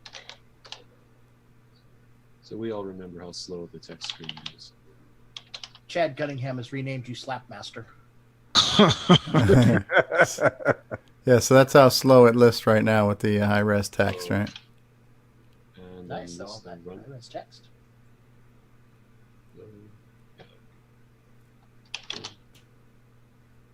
Oh yeah, it's a little faster, and that's still at That's still at 0.89 megahertz. Oh, you haven't sped it up. And now, yeah. Woo, that's high speed. Way faster. Wow. Impressive scrolling speed. Yeah. So what's going on there? Is that just a different routine for listing? Is this a patch to basic? Yeah. This is what I was telling you about, Nick. Yeah. So basically, basic runs just the way it normally would, except it's running my alternate text routine. Remember, Color Basic was optimized for size. Yeah, it just goes to show how poorly that list routine was written. Microsoft did a good job with Color and Extended Basic, and the 32-column screen is plenty fast. Mm-hmm. It's Yes. Microware who dropped the ball, and with the extended. That's it. Yeah, typical OS 9ers. Yeah. Hey, go do it just on ease of use there. It'll match stock speed. Yeah, they're used to writing bloatware. what is it? Yeah, if you try to draw a circle in Basic in P mode, it's nice and round. Then you go to Coco 3 mode and you draw a circle, and what are you getting there? It looks like Castle of Tharagat, you know. It's not round anymore. Yeah, and then OS 9 actually used a different circle routine again, which is actually more round than Microsoft's, but I think it's a little bit slower. Or no, actually, no, maybe not, because it computes it computes a point once and draws all four corners of that same point. So it kind of fills it in faster. Mr. Sockmaster, would you ever consider making a program that would show JPEGs on a CoCo? Is it hard to do, or can't do it, or? I think that's quite a tall order. Is it? Yeah. It seemed like a tall order to show a BMP on the screen. Oh, BMPs are dead simple now. Oh. Yeah, those are just straight bitmaps. JPEG is, there's a lot of Compression calculation and stuff. Yeah, there's a lot of calculating going on there too. That's got discrete cosine transforms and all kinds of weird stuff, if I remember. Yeah, it's basically converting pixel data into light data, and then light frequency data. What are we seeing? Game of Life. Game of Life program. Yeah. This looks like my latest pap smear. Yeah, look at that. It's just for fun. Yes. Are these like germs? Very well. Conway's Life. Yeah, Conway's Game of Life. It's just a set of rules for handling a grid. if there's a certain number of empty cells next to a full cell, if there's too little of them, you can generate a new cell, or it's just like 5 sets of rules, whether to delete or create a new cell depending on what its neighbors are. So you're like God here? Yeah, well, it's a simulation of a very simple set of rules. Let's say this is the universe. Those are the rules of the universe, and you just let it go. Yeah, you just place points to start with, and then you just run the algorithm, and it uses those 5 sets of rules to cause generations to be born and die and shift around depending on how they were set up in the first place. So this is better than a screensaver? After a while, it eventually gets to a point, like you can see certain things that are oscillating back and forth, and those will oscillate back and forth forever because the way the rules are worked out, it's just bouncing back and forth. There's a stable environment. Stuff grows, stuff dies, never gains. And some patterns actually travel. As a matter of fact, they're called travelers, where the same pattern will move horizontally or diagonally across the screen. I mean, from here, it kind of looks like we're looking at an X-ray or an MRI or something like that, just because of the color palette and stuff. It looks like we're looking at, some type of medical imaging technology going on here or something. I thought this was like fractal stuff. Sort of. Yeah. I don't know if you saw that chat there from Jason, Stevie, but he's actually got the video ready to show John the 2 meg screen split for Donkey Kong. Okay. Okay. Well, if John is ready to see it, we can pull it up. Who's that? From Jason Record. We could do that. John, Sockmaster, do you mind if Jason shows you a picture of the screen of what's going on with the 2 megs and Donkey Kong? He's just controlling a universe, that's all. Okay. How do we do that? Jason is. Yeah, I'm just sending it in place of my webcam. Okay, so is this what you have going on right now? Yeah. Okay. So this is the screen, and it looks like it's kind of like got a weird overlay thing going on. Yeah, what is that thing up there says? I don't know if it's the same thing Richard was experiencing, but that's what I get in 2 meg mode. I see this like text that won't go away up there. IED equals. Dash. Equals. Did we lose Sockmaster? No, he's just talking. John, can you hear us? Yep. Oh, do you see what Jason's sharing right now? Yeah, I'm trying to figure out what's going on there, because the main part of the screen seems to be fine. It's just that there's this extra little bit flickering up there. Yeah. It's an SOS from Ed Snyder. It's a little worse when the game first starts out, when all the texts come up there. There's a bunch of other text that's there. If I would restart it, it would do that. Is this what you experienced too, Richard Lorbieski, or was yours different? I think that was it. It's been a long time since I've messed with it. So, you want to start it over, Jason, just so we can see it from the beginning? Yeah, let me go ahead and start it over. Maybe you didn't smack your screen hard enough. Oh, I knew I did something wrong. Did you smack the 2 megs when you put it in there, or you got to just get a hammer out and tap on the RAM chips? I don't. I need to get a smaller rubber mallet. Smack that RAM. Perhaps a claw-tooth hammer would work better. Yeah. Wait for it. Wait for it. Okay. Well. Donkey Kong remixed. Does it do this on the original Donkey Kong too? The same? No, weirdness? it does not. No. Okay. Just trying to help narrow it down for John, if it's a generic routine from both or not. Well, that remixed sign. Okay, look at that. Yeah, now we have like the overlay screen here. Bonus, like it's got some of the old screen left. Remix, number of lives 5. Bonus life at. It's ghosting. Oh, Look there you at go. that. You got some ghosting going on there. That's a feature. Like page That's not a bug. That's a feature. Okay, but once those little bits get wiped off the screen, they're gone forever. They don't come back again. Yeah. So that's what's still up there. This part of the remixed. That's what the IED was. What's left over from remixed. Yeah. And that part. So it's from the title screen. Yeah.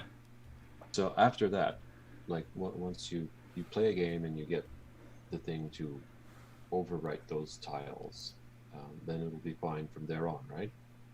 Yeah. But yeah, those are looking like some spots that never get refreshed. Yeah. It must be something with the tile display routine or something. There you go. Donkey Kong just erased them. Yeah. Is this a 2 meg board problem? Well, the 2 meg board only does this when it's in the 2 meg mode. If I put it in the 512K mode, there's no issue. Yeah, so I'm wondering if this is some problem with not a problem with the board, but some clash with the MMU on the 2 meg board. The way the mapping changes. Yeah. It's throwing something off. So it's flashing another bank of RAM. Yeah. Yeah. The wrong bank. I don't know. That's beyond me. But we saw the issue at least, so at least we know what we're looking at. It's reproducible. Yeah. But it seems relatively harmless. So yeah. And here's something, Stevie. This is called level 2 coming up. Look at that. Look at that. That's something else, huh? Well, that's all I have on this. Is that composite? It's well, yes, because it's going through the Ed Snyder board, and my capture card does not do S-video properly, and I have yet to resolve that issue. So I could do the S-video. Yeah, I remember when when Sockmaster gave us a little interview talking about this whole project, how he worked on the Donkey Kong remix. It was really neat. It's a neat version of the game, and you've done a few holiday remixes too. Like you've done a Christmas remix and a Halloween remix, right, Sockmaster? Yes. Yeah. Yeah. And, well, those were for. Now, did those add or change the gameplay, or was it just kind of a reskinning of the same version? The Christmas one's the same game. The Halloween one has actually got quite a bit of differences. It's like just full of Easter eggs. There's a whole bunch of extra characters and some tweaks to the stages and all kinds of stuff, huh? And yeah. It was, And I was asking Ron, how are sales on your add-on boards going? You were doing not too bad last time we talked, and you've obviously had some other versions since. Well, the Christmas and Halloween stuff is much more complicated to implement onto real hardware because of the graphics changes. So those aren't a thing yet. Those are just for fun. So those can only be experienced in an emulator then. For the moment, yes. Sales have been all right. Obviously, most of the people who would have bought Donkey Kong Remix have bought it, so it's just like a slow trickle now.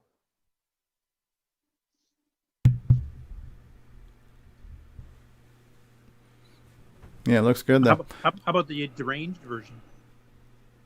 Oh, that never got that much interest. That's Donkey Kong is too hard for people already, and the deranged version is extra hard. It was. So it's not Stevie friendly, is what you're saying?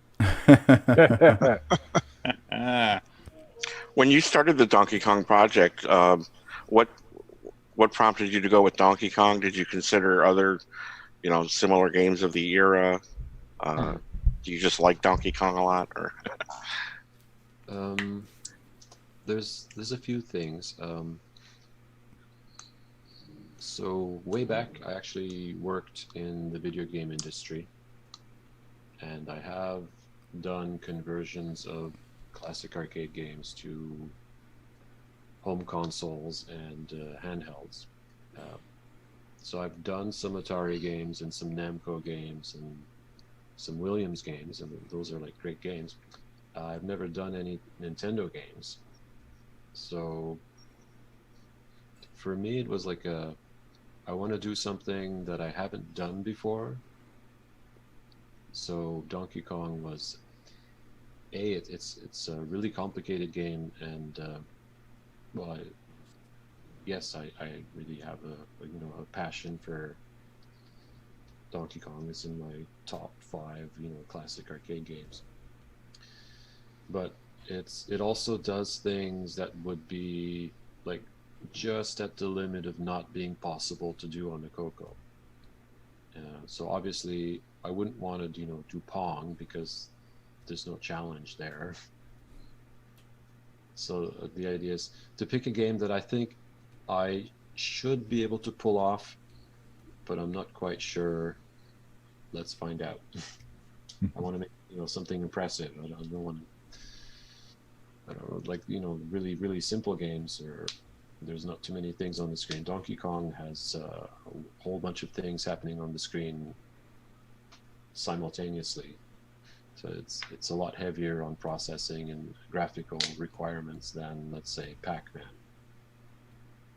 Mm-hmm. So when did you get into the Coco? What was your timeline? What was your first machine? My first machine was actually a TRS-80 Model 3, and that would be around 82, whenever it came out. And the Coco was soon after that. And I don't know, at some point I just transitioned from that machine to the Coco, and from the Coco to the Coco 3, and that was that. What? So had you programmed the Z80 much?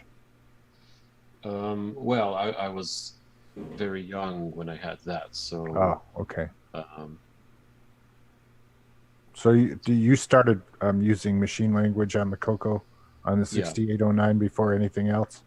That was my first machine language, but I have since then picked up all of them. Yeah. So do you have the same perspective as most of us do regarding this 6809 as being fairly powerful compared to the other ones? The 6809 has a lot of things that are very nice. It's very nice to program. The 6502 is very not nice to program. And the Z80 is sort of in between. It has some nice things. It's nice that it has lots of registers. That's one thing it's got over the 6809, but it's less flexible. So it's point of view. I guess the 6809 for me, I prefer the 6809. Or the 6309. Yeah, but the Z80 is not bad. There's nothing wrong with it, really. Unlike, some other ones. Some of us just like a challenge of the 6502. Yeah, it's like the challenge of banging your head with a rubber mallet, but not lower. Well, as we've seen, that seems to work. Yeah, is your monitor driven by 6502 there, just out of curiosity? It's a Commodore monitor, so you never know. There was a question in the live chat. Where did it go? From Tim Franklin. How do you test to make sure that the tricks that you use work on all Cocos? Well, it depends. I mean, if you're doing a Coco 3 trick, you basically have to try it on both the 86 and the 87 version of the Coco 3. The different gimmies? Yeah. Do you have them? Me? Yeah. Yeah. If I do something really technical, I make sure it runs on both of them because they both do timing differently. Now, have you had your machines all these years? Yeah, I never got rid of them. Okay. When it comes to tricks on the Coco 1 or 2,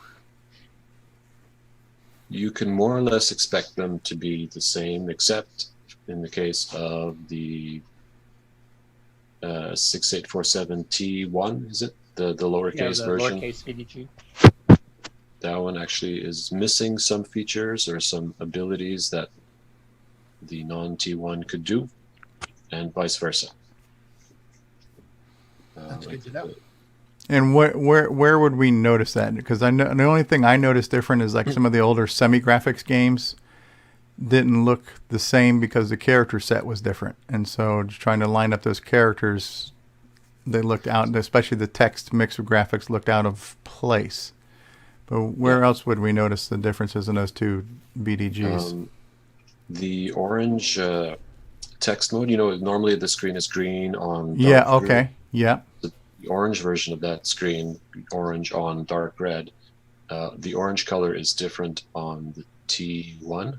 It's actually the same as the regular semi-graphic orange, but on the non-T1, you actually have two different oranges. So you have Right. It's almost like a peach color, right? And and I think Simon Jonason has used that for one of his flames, where he has the animated flames. So he's using the red and the orange of the semi-graphics plus the two shades you got from the text modes to get 4 shades. Yeah, they give you 2 versions of orange and 2 versions of red, actually. Yeah. And 2 greens, and yeah. Yeah. And the semi-graphics game Guardian, that uses extra space on left and right sides of the screen. Is that the same on both the 6847 chips? I imagine that should work the same. All right. Interesting. Really cool. Go ahead, Ron. I wondered if, John, have you kind of followed along with, other groups besides Coco Group, or are you on the multimedia thing too, or what have you been doing all this time? I do check on that list and other groups. I poke in every now and then just to see what's going on and see what people are up to. But in general, I'm not that sociable. I'm not that. I don't participate that much in things. So You're self-taught pretty much. I mean, you didn't have anybody to commiserate with to, give you ideas about things. You're self-motivator. You do all this stuff yourself. Yeah, I pretty much do everything on my own. So it's, I have an idea and I just do it or learn something on my own. So yeah. Yeah, you collaborate with Nick a little bit, I guess, but. Yeah, sometimes Nick has a drive to do something. Not very often, it seems. So he's, if he's passionate about an idea or something, I'll cooperate and try to help him with some technical things or ideas or whatever. But have you worked with Paul Barton too in the past? Only, long time ago, and just for the what was it, the 4 megahertz thing, right? The clock doubler circuit. Yeah. He wanted to incorporate it in his design. Yeah, no CAN 3 and no CAN 2. Well, Simon Jonason has credited you with kind of being his guru sensei for helping him learn how to push the Coco and how to do some really cool assembly tricks and optimizations and out of the box thinking. So Simon kind of mentions you a lot as being one of the people who helped him. And what he mentioned was Sockmaster just didn't do it for me. He kind of made me think about it and challenged me to figure it out. So he taught me to think for myself and taught me to come up with the stuff, but he would kind of nudge me in the direction without giving me the answer. And so he's credited you with that quite often. And now Simon has kind of been paying it forward, and he's helping out other people who are trying to learn assembly by helping them optimize their code and stuff like that. So he's kind of now, playing that role a little bit with some of the budding programmers and stuff. So it's kind of cool to see the generations of that support, you know, And kind he's of using paying the same forward. technique actually too, where he's kind of giving you hints as to where to go instead of just outright saying, "Here's some code to do what you're trying to do." Mm-hmm. Yeah, if you just tell somebody how to do it, or you know, just give them the answer, they're not going to learn. Exactly. If you kind of you know, let them try, and if it's not working, then you give some hints or suggestions, and this way somebody figures out, you know, why something works. Right, because then you learn it rather than just having somebody give it to you. Yeah. It's the give a man a fish, you feed him for a day, you teach him the fish, he can feed himself for life. Right? So also, if you poison a man, you feed him for life too. Let's leave the 6502 out of this, okay? So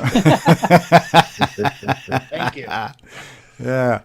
So you know, you should pop in here every once in a while if you think of it, when you feel that you have run into a mind block or something, and you just can't seem to get motivated, because a lot of these guys here, I think, seem to motivate each other to do stuff.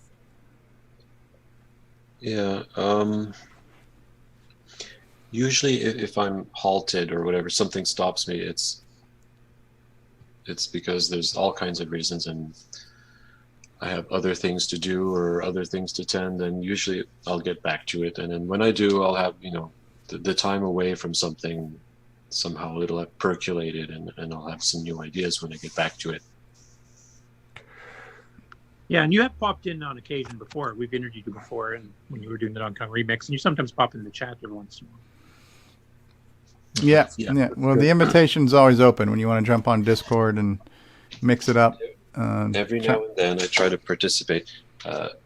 It's a little hard because I have just to set up here. I mean, so much trouble to get the camera, and I still didn't even get my mic to work properly. Speaking of your setup, too, I was going to ask you: are you using any of the cross development tools to help speed up development, like MAME, etc., or do you have anything strictly on the Coco still? In general, traditionally, I like to test everything on real hardware all the time. But your development itself, like actually writing the code, you still do that natively on the Coco as well? Not anymore. It's too slow. So what I do is, I do it in a word processor in Windows, and then cross-compile on the PC, but I still run it on the Coco every time. I don't use emulators, really. Okay. Audio. It's not convenient. I don't know. It's because the things that I do can't. They generally... Yeah, well, I mean, the emulator writers have been using your code usually to test to see how close to compatibility they have, because yours are the ones that always break them. Yeah. Yeah, that was one of the things Roger Taylor was doing when he was doing the Matchbox Coco, or what he called the Coco on a chip for a while, was that, you know, if we can get the Sockmaster demos to run, then we've got our gimme timing down. I think VCC was the same as well. Yeah, it was. Yeah. Now, didn't you help with the artifacting for MAME too? Yeah, there's a lot of little things in MAME that sometimes the guy who maintained the code, it hasn't happened in years now, but in the past, if there's a problem or there's something that needs to be changed or whatever, they would contact me, and I would, you know, suggest things or give ideas. Or so yeah, I have some influence on. That's why the Coco 3 is like super accurate, and it's like one of the earlier things in MAME to be super accurate. Most of their arcade emulations or whatever did not get into let's say the scan line emulation of the video screen. The Coco emulation, I don't know, was one of the first things to do that there, right? I think, to do all your special video effects and things like that. Yeah, the Coco 3 does look amazing in MAME. You're right. It's a lot. It feels like you're looking at a CRT sometimes. Yeah, like the artifacting colors, like the original one was basically the 4-color base stuff that was basically a P mode 3 with color changes.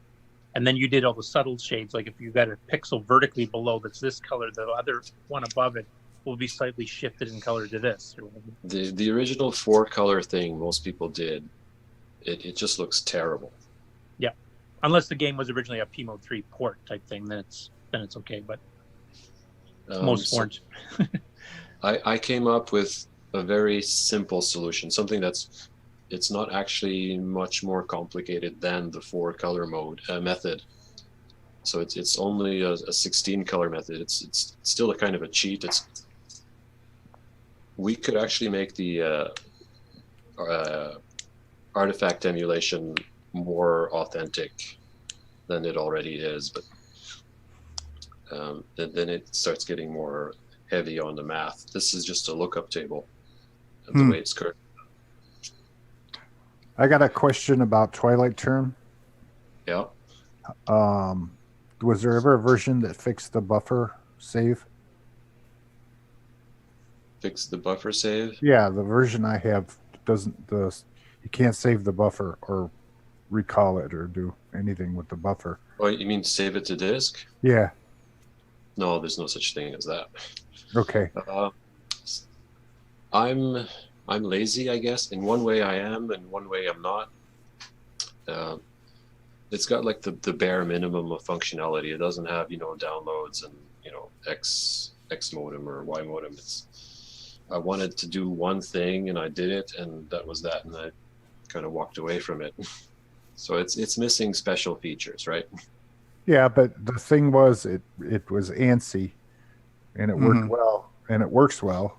The other thing is somebody was complaining about the flicker. I saw that. What is that? Or it doesn't bother me any. I mean, I didn't even know it did that. I had to go back to it and look. So I don't know, on his display maybe it's more annoying, but yeah, on my monitor it's not particularly distracting. You can see there's a little bit of shimmer or something, but it's because we're using the graphics mode, the 640 by 225 mode, and that mode only has 4 colors. We don't want a 4-color screen, so we're doing all sorts of trickery to get 16 colors or more than 16. Okay. Actually. I think you had 32 running there, if I remember correctly. I think mathematically it works out to 20 colors. Oh, Ron, tell him to smack the screen. That'll take care of it. So yeah, it flickers because that's the only way to get all those colors in that resolution. All right. Have him practice blinking his eyes, and that way, if you blink at exactly the right time, it's always open when it's not flickered. Well, so that might work too. It says on the opening screen features 32 line, 32 color, 640 by 225 graphics display. So okay, I guess 20 solid colors, and there's a couple of like semi colors. You can put 2 similar colors side by side, and you can make more colors. Some patterns, I think you might notice that there's kind of a stripe effect going across them vertically. So it's doing an additional little trick to get the 32 colors, but those are kind of less. It's real. almost kind of like artifacting or dithering in a way, or it's many perceptual levels of dithering. Let's get back to the 2 layers on the gimme. So well, this is why I thought it was important to get you on the show, because there's you've done lots of things. You're an awesome guy. Yeah, and a lot of what you do is, you're really getting down into the weeds of the hardware and abusing the hardware in ways it wasn't intended to be used. And just that's why a lot of your stuff doesn't work on emulators or is a good benchmark for emulators, because you're just way, way deep in the hardware. Yeah. He's pushing the envelope, I guess, is how I would term it. He's always pushing it beyond what anybody else has done, which he's doing again now. And it makes our machine look great. Yeah, absolutely. And it's exciting to see the Coco do something, you're like, wow, I didn't know I could do that. You know. Right. Somebody needs to be asking those questions, like what Sockmaster was saying. It was almost borderline. Can this be done? Can I do it? So it's almost like somebody needs to be asking those questions. Can we do it? Or now that we've done this, what else can we do? You know, Paul Thayer's kind of like that. He seems to be learning quick, and he's not afraid to do. You know. Right. Yeah, he's already getting kind of ambitious with his current project is going to be switching palettes and switching resolutions on different scan lines. So he's going to have part of the screen will be a medium resolution, and then the status bar in the bottom will be a lower resolution on a different palette set and stuff. So that's pretty. Yeah, which he was asking John questions about that. So yeah, because nobody's done this before really much to switch resolutions mid on the fly, and it's nice to see somebody pushing the hardware to do things that haven't really been taken advantage of yet. Yeah. Paul Barton likes to do stuff like that with old stuff. Usually involves multiple colors of wires too. Yeah. And lattice chips. Because let's say you wanted a game that had lots of colors on screen, but then you had a status bar that you wanted lots of detail in your information or whatever. So you could just switch between, the 320 16 color mode for where you want lots of colors, and switch to 640 mode when you want more detail. And right, if you program something specifically to take advantage of the things you could do, you could actually make a game that looks like 640 by 200, but with the amount of colors of a 320 by 200 game. Yeah.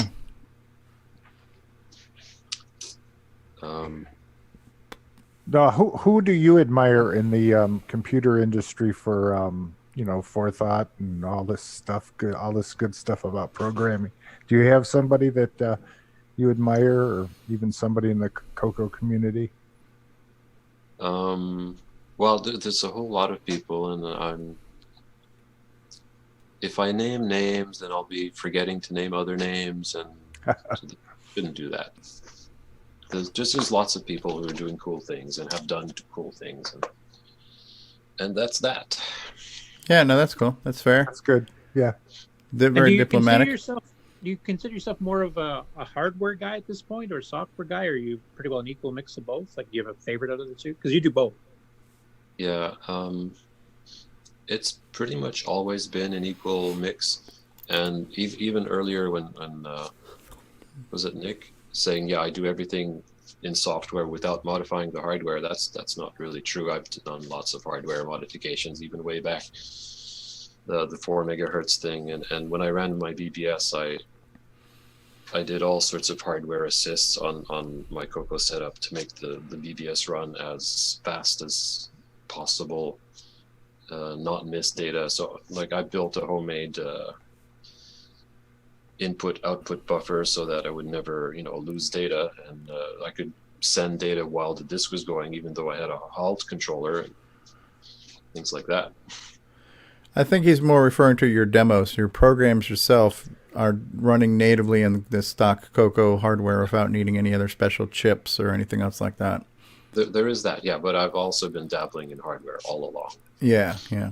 Matter of fact, I think I just got reminded of something. So we had interviewed a guy a couple of weeks ago, William Culver, who's big into the Vectrex, and Nick was saying you were thinking about doing some type of Vectrex thing for the CoCo.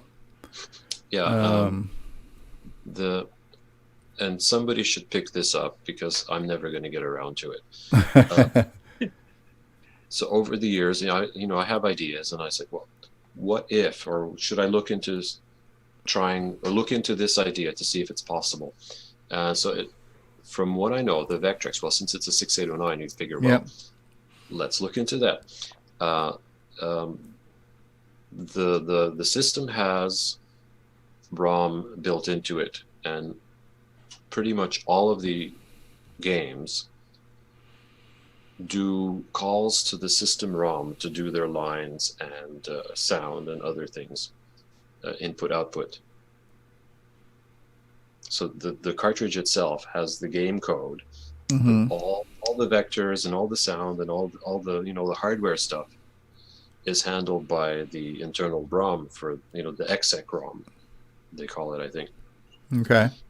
So if you took that ROM and you reverse engineered it and made a functional equivalent on the CoCo, Yep. did the same things using the same calls, then you could just stick in the original ROM, the games. Yeah, and they should run.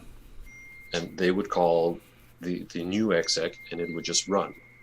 So you could make an emulator, theoretically. You could have a Vectrex emulator on the CoCo that just ran. And because it's doing everything native, it could run fast. Right. The games don't have to be transcoded because the source code is still 6809 assembly. Yeah. And if you wrote your replacement ROM or your replacement exec, whatever it's called, as efficiently as possible, it theoretically could run just as fast as the real thing. Because it was the real one at 1 megahertz or 1.5 megahertz? I know it wasn't at 2. I knew this. I don't remember at the moment. I think it was 1.5. So in this case here, you're emulating the. Now the ROM is probably because I've heard that the 6809 its version of a coprocessor was really just a bunch of ROM calls that had all the math formulas built into them that pushed it over to assembly. So it would be something similar to that, like this, like a math library that helped calculations run faster, without having to write the assembly formulas all the time. I think that was a thing. I don't know if that ever got used much. Hmm. Yeah, it was a 6829 or something. That had a name for the chip or a number for the chip. I can't remember off the top of my head. It was a math library chip, is what it was. A math library. The Vectrex as well. The vector hardware, the routines, the built-in routines that do the vectors, they have to time out how to ramp up all the voltages in the monitor to make the vectors. So to draw all the lines or whatever, the routines in that code have to take their time to set up and let the vectors run their course in a certain amount of time.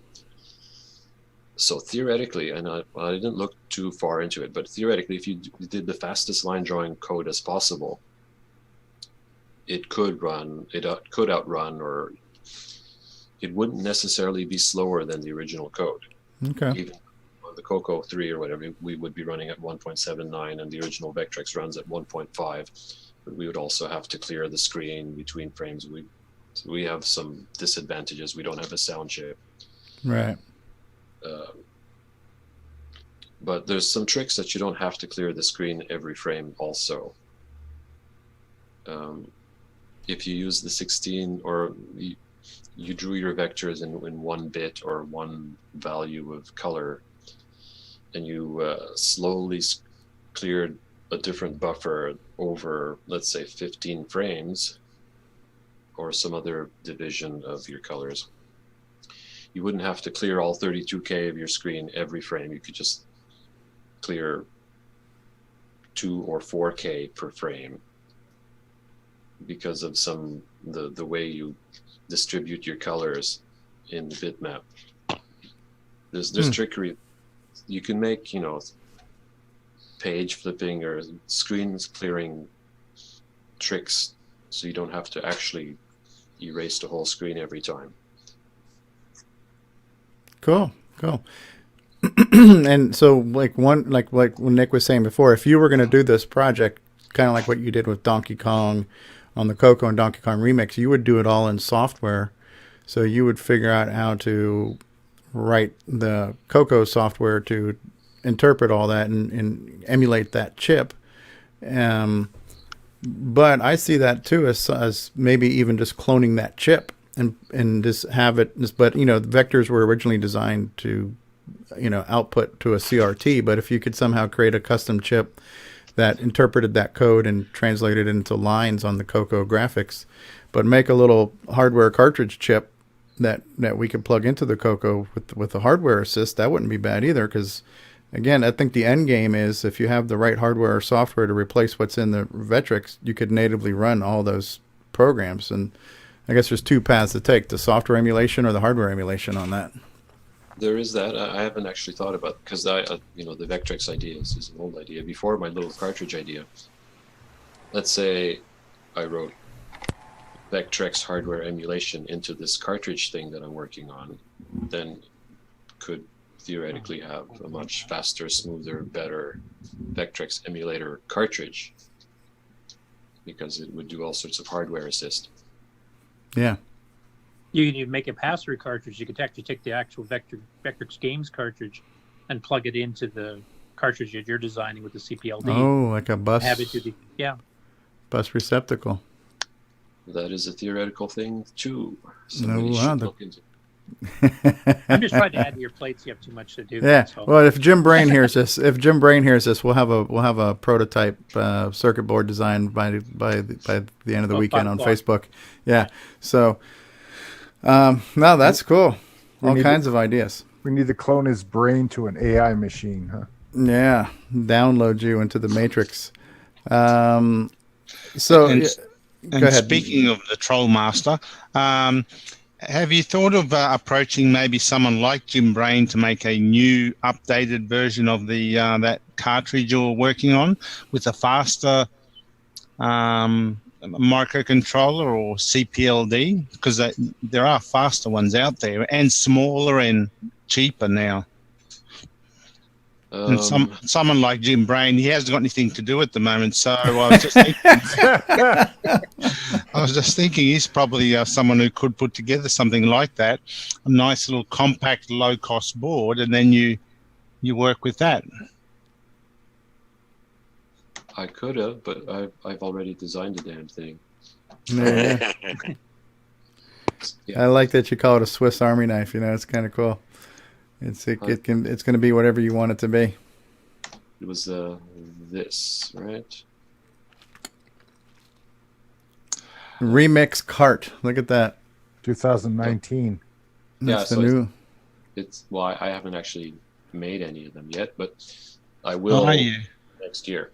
So there is a board layout. There is a design. It's already done. So you're not going to keep it to yourself, right? Huh? You're not going to keep it to yourself. You're going to make it available. Yeah, what would be nice, but it's going to be. At first, it's not going to have all the special emulations. Somebody has to write everything. So I'm going to do my game. If anyone is interested to use this idea to do anything else, all sorts of special features, why not? So they can coordinate with you and license it or whatever, or yeah, whatever. I don't care. I mean, make the thing and make it cheap. And this is about as cheap. Yeah. So. Yeah, I saw your previous photo, and it used the big old 40-pin chip, and this one's got the more compact version. So yeah, this is basically what I was pointing at. Yeah. And the board is tiny. Yeah. Are you gonna make your own boards, or are you gonna source that out? I'm gonna make my own boards. Okay. What I'm gonna do is I'm probably gonna order 200 of them or something, because for me anyway, it doesn't make sense to make a small order. I end up paying a lot for it. I might as well order too many, and hope that they get used. Yeah. People have ideas or whatever, I can send them a bunch of them, whatever. Because it's just, the more you make, the cheaper it gets. Would this be anything like the SDC that's sold 700 to 800 already? Has it? Yeah. The Coco SDC, yeah, there's easily 700 units out in the wild, yeah. How does that make you feel? That's pretty encouraging, because this project thing that I'm not really plowing ahead super fast because I'm kind of pessimistic about it. Well, hopefully that'll make you feel better. Well, it will sell. There is a market out there. Obviously, you can't sell the final product making money off a Donkey Kong because it's not your original code, but you could still sell it at make some money based on the board design. Oh, I'm going to sell Remix. Yeah. It doesn't have anything original in it, actually. Oh, okay, better still. How is it that you named it without having some kind of Australian content? Yeah, all the current products have Australian names like the Wallaby and the Switcheroo and stuff like that. So, what could we call it then? Something Canadian. What's that stuff you eat that's black? We'll call it Poutine Remix. Vegemite. Oh, Vegemite. Yeah, no, it looks cool. That'd be good. Game Master Cartridge 2. The Sockmaster cartridge. That's what you're calling Mad Max. I would call it something as short and simple as possible. A Remix cartridge is long. I just cut that down a bit. I don't know, just call it, Bob. Call it the DKR. The DKR. See, I didn't put anything DK on there. It's Remix because, that's like DK Remix. But you can't put. It's not specifically for DK, so it's just a general cartridge, right? Yeah. You just have to be doing Donkey Kong Remix for your first project on it.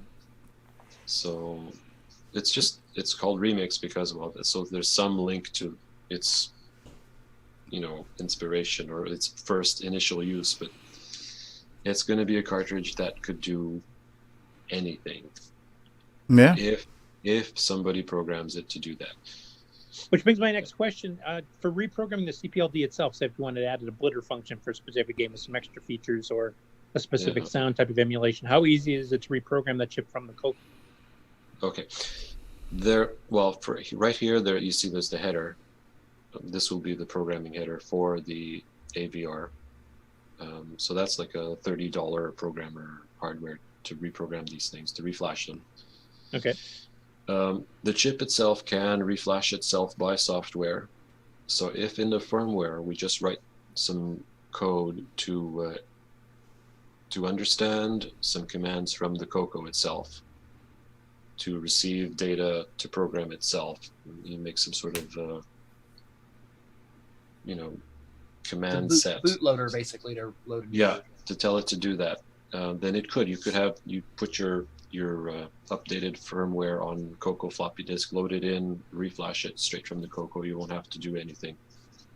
You won't have to plug anything else into it or do anything fancy. You can reprogram it from the CoCo in theory. Yeah, because that's what the SDC does, so that's very handy. And this extra resistor and capacitor here is so it can generate sound from the audio input on the cartridge port, wherever that went. It's this one, yeah. Oops. So it can generate sound. It can take over the bus. It can halt the CPU. It doesn't use 12 volts. It doesn't use 12 volts. And if you do a timer on it, would that go through some IRQ pin on the cartridge port? It is connected to the both, or is it two? Yeah, interrupts on the cartridge, so it can send and receive interrupts, or can monitor interrupts, or send. I don't know. I don't remember all the details. Could it have a clock? It does not have a clock, or it doesn't have any. It doesn't run when it's not powered. It does have non-volatile memory, so it's got flash. It will retain some memory? Yeah, it has save memory, it has RAM, so there's 16K of RAM inside. There's a 2K of non-volatile memory and 128K of flash memory. So you could have, your high scores or settings or whatever remembered, and when it's processing things on its own, it does have a 16K of scratch pad to do whatever it wants. Well, that's cool. Yeah, a lot of stuff going on you could there. have it pre-processed graphics, for example, design an entire P-Mode 4 screen, then you just blast it off. That's a straight memory copy. This is going to do. It is going to, it's going to draw all the P-Mode 4 graphics in its RAM, and then every frame it's just going to send the changes. So it's not even going to change the whole. It's not even going to bother sending the whole screen every time, because that still takes cycles. It's going to eat as few CPU cycles as possible by sending only the bytes that changed since last time, because it's got 16K. The P-Mode 4 screen is 6K. Yeah. Two of them. One is the old one and the new one, and you do a difference compare and send only the changes. P-Mode Master. And then shove the new one into the old slot and rinse and repeat. Just swap, yeah. There is, okay. So cool ideas and all that. When I built the prototype and I got some hardware to start doing the things, to test things, there is a problem with the Coco 3. And this is really annoying. What's that? On the Coco 1 and 2, this thing can just take over the bus and do whatever it wants. It can read and write from the Coco bus. Okay. You can't do that on the Coco 3 because there is, a 74245 or something on the 6809, which is hardwired to the 6809's read-write line. So whenever the read or write line says to write, it's outputting onto the bus. It's taking over the bus. That means the 6809 can no longer tri-state the cartridge bus. That means if this thing tries to write directly to this Coco's memory, that chip next to the 6809 is going to stop it. Is going to stomp all over the data bus. Is that because the Gimme is trying to do the video memory? I don't know why. They put that chip next to this 6809 on the Coco 3, and I think when I saw this, it's like, why the hell did they do this? That's a stupid thing. We have a program for that on our show. Yeah. Why did Danny do that? So it limits some of the possibilities on the Coco 3. Is it something that can be cut with a knife? Or can you smack it real hard? And... I haven't looked into it. I bet you can remove that chip and just put wires across, the input and outputs for the 8 data lines, and it'd probably just work fine. We'll see. But what it could do instead, though, is spoon feed the 6809 optimized or generated code. I'm sorry. I was going to say I'll try hardwiring the bus tonight. I have my 245 is socketed, so could easily do it. Well, that would be interesting to see how that goes. But also, we can't expect everybody to do that. So that's one feature that we can't rely on. That could be a Sockmaster upgrade. What about adding a buffer on the chip itself, on your cartridge, and tie it to the read-write? Well, it doesn't help. Okay. It's because when the cartridge sends a write, the chip next to the 6809 receives that write and says, it's the 6809 that's writing. Yeah. And so it outputs to the bus. Right. Unless there's some tricky timing thing we can do where we send the right signal at exactly the right time and don't give that chip time to stomp on the bus, some juggling of signals at super high speed, we might be able to squeeze a write out without the other chip destroying the signal. But that's kind of uncertain and not necessarily the best practice either. Is that part of the reason why we're going to go to the Coco 1 and 2 for the game? Yeah, that's one reason. But I intended to go Coco 1 because we already have a Coco 3 version. Everyone has that. Right. Wouldn't it be good to make a version of the game for everybody else? So you don't the need Coco 1 and 2. Yeah, absolutely. It's the people's Donkey Kong. And if this was the Oprah show, I'd say, everybody look under your chair. You're getting a Donkey Kong, and you're getting a Donkey Kong, and everybody's getting a Donkey Kong. And, so make it so that it will just run on any Coco. Yeah. Well, except the 4K. Except the Coco 3. I can definitely see some cool things you do that CPLD though. I mean, if say if you wanted to have a 4-channel sound background of some samples and maybe some music tunes or something like that, you can actually have it pre-mix them together on the CPLD and present to the Coco just one byte with everything already pre-mixed. Or you could do sprite aliasing and masking over top of background if you have a copy of the background graphics there, and you can actually send that out to the Coco just to draw this literally on the screen. I've already put everything together layer wise.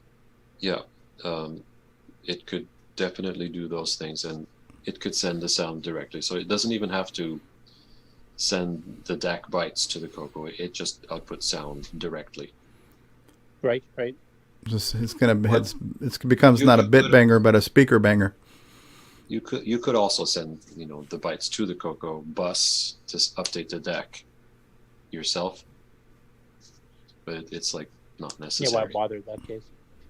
Well, you're going to have to see if this thing works good in the new MPIs that are out.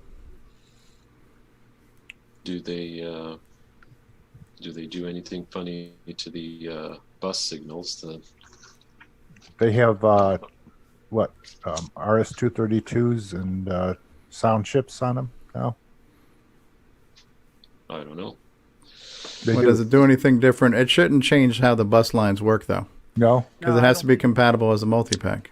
Yeah, I don't think it does anything different. The only thing that may cause any problems is the type of buffer chips he's maybe using. I've ran into that problem with that 245 because I had put in some ALSs as a replacement, and it was giving me trouble. And so I had to revert back to the LS version.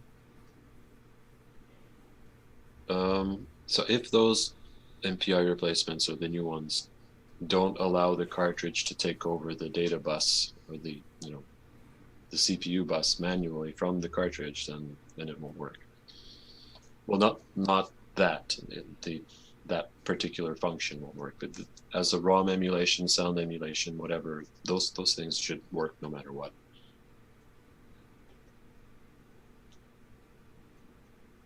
Cool. I think it should be called the SMC, Sockmaster Cartridge. It makes it short and sweet, huh? Yeah. Yeah, it's cool. Kanai says, yeah, this remix cart will knock your socks off. So in cool the stuff. Would you need to make it more memory, like instead of 128, 512, or is it not needed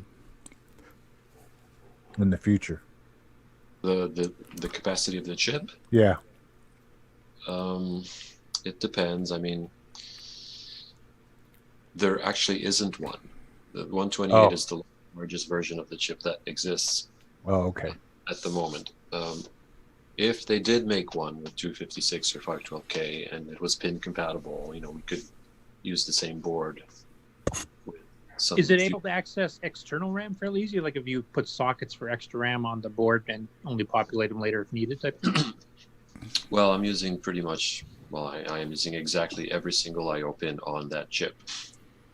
So there's no, I guess if you put a decoder, some hardware to decode the address bus, so that you put something on there that acts as its own hardware without requiring the chip, then you could have additional RAM or whatever. That's neat. Do you have a planned date on when some prototypes are available to the public? Things might be available. No. Okay. The hurdles I've got ahead of me are pretty steep.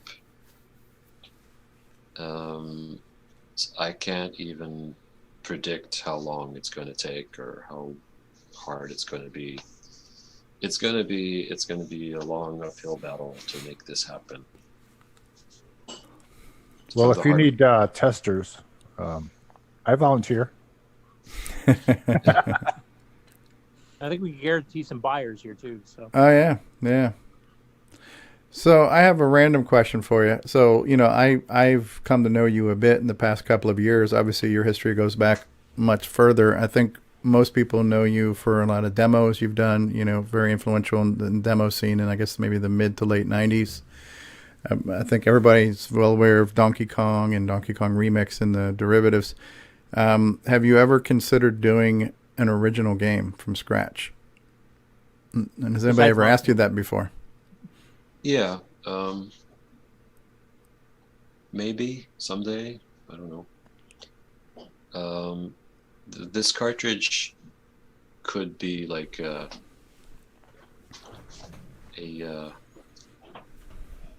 trigger to make that happen, because then I have this thing that I can use to make something original. Okay.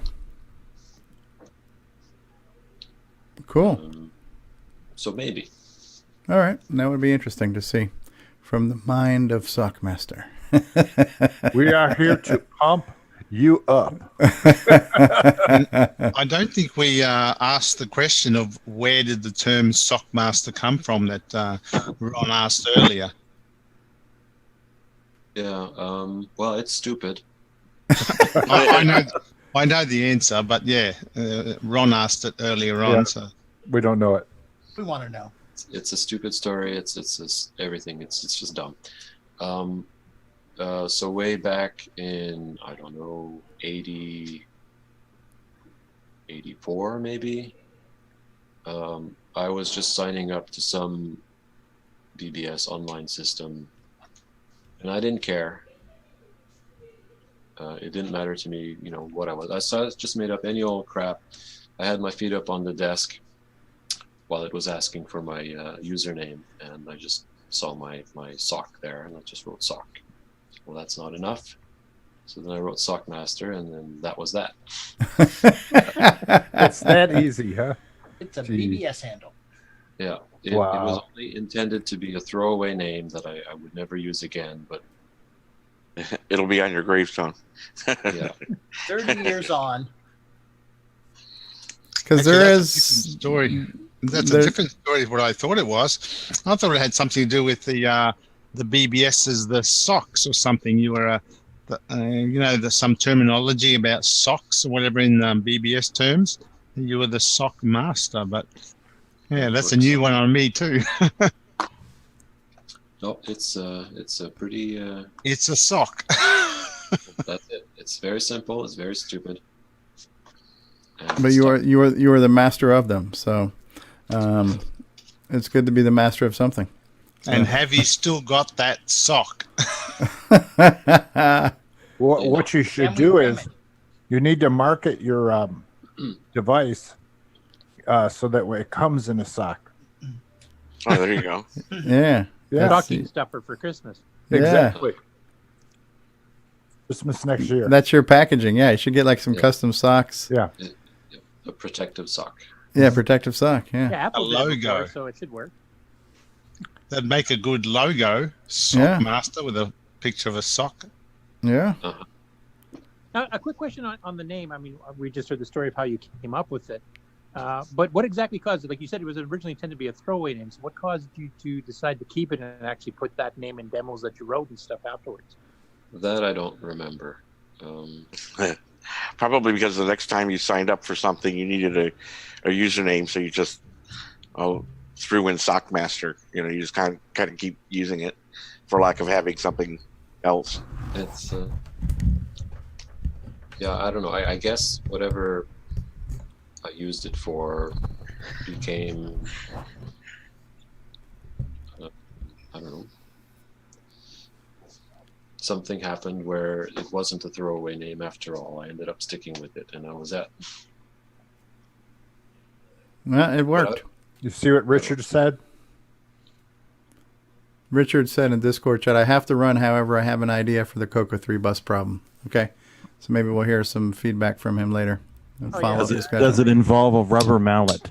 No, actually, Or a cat's tail. Just a quick thing is what we could build is a daughter card for the CPU and for that buffer chip, and they can both plug in that board can plug in at the same in that area and bypass that read-write signal, and we could probably do tri-state it some other way. Richard is already doing a lot of mods anyway for his 2 meg board. Yeah, so it's just another thing to add to the laundry list. There you go. I guess, yeah, a simple thing might be just to disconnect that signal from the 74245, is it? Right. So that when the cartridge sends that signal, it doesn't affect the chip. Right. Yeah, you could do it that way, but there's other ways you can buffer it as well. And but again, like I said, if we're able to isolate that read-write line out from the from the it may need that buffer anyway, that boost. So that was probably why they put it in there. Again, I'm just thinking out loud right now. So I haven't looked at the hardware specifically as to why it's there, but I noticed it is there, and it's a bit of an issue for me. Right. But anyway, like I said, I was just thinking out loud. But yeah, I just need to get off here. I gotta run to the post office real quick. So. All right, Richard. Thanks for being here. Okay. Talk to you later, Richard.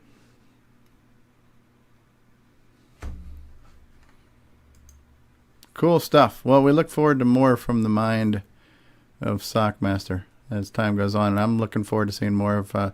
So the end game, though, if somebody wants to get the Donkey Kong remix for the Coco 1/2, it will ultimately be packaged on the Sockmaster cartridge. Yeah, it'll be in a sock. And it'll be shipped in a sock. Yeah. Okay. Awesome. This time not until after Christmas 2019. Somebody's going to make a commercial. Yeah. I definitely would like to order one or more copies of that cartridge when it becomes available. I will order one as well. Yeah. Very cool. We'll start using up your 200 board order. Yeah, we got at least a dozen people here on the panel that will probably invest in it. So. Coming. We got 30 people watching live, so combined we've probably got about 40 orders here on the show. So. And it's 30 people watching consistently. They normally drop off after 2 hours, but they're still 30. Yeah, usually when Grant's hosting too, that happens a lot. So. And plus, I mean, I don't know, John, if you got a chance to catch the beginning of the show, but Steve was going through the numbers here. And I mean, we're getting 150 to 180 viewers per episode as a podcast, plus another, how many on YouTube, et cetera. So you potentially could have your 200 boards ready to go. Yeah. That'd be pretty cool. Yeah. Put me down for one. I'll definitely pick one up. Well, there you go. Nick's not done too bad with his Popstar Pilot sales, so. Yeah. I got 2 Ferraris out of it. Yeah. Beautiful. Yeah, don't remind us about that Popstar Pilot money now. Are we going to do a potty break soon? Okay, ladies and gentlemen, Ron Delvaux has to drain the lizard. It's time for guy here, buddy. It's time for a core dump. All right, so we'll take a commercial break while Ron goes pee. Everybody. All right, we'll be back after these words. Okay. Hi, this is Rick Adams, and I'm the author of Temple of Wrong, Shanghai, and now Bomb Threat, and you're listening to Stevie Stroh on CoCoTALK.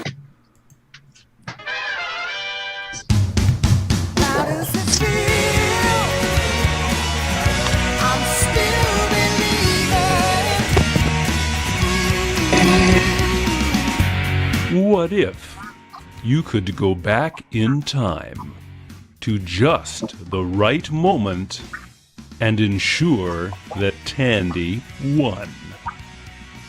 You definitely earned this office. Thank you. Yes, you're too kind. Oh, I'm much happier breaking stuff. Life has been a dream.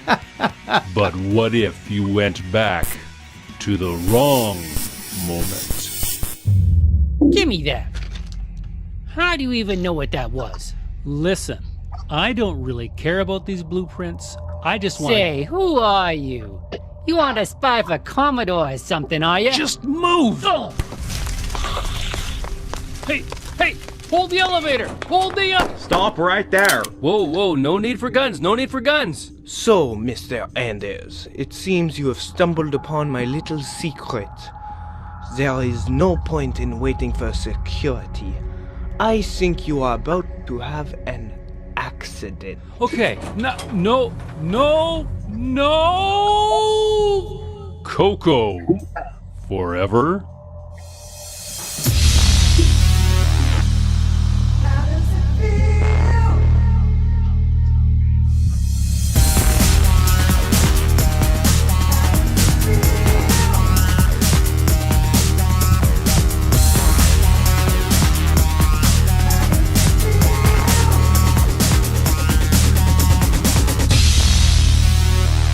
Spring-ish 2018.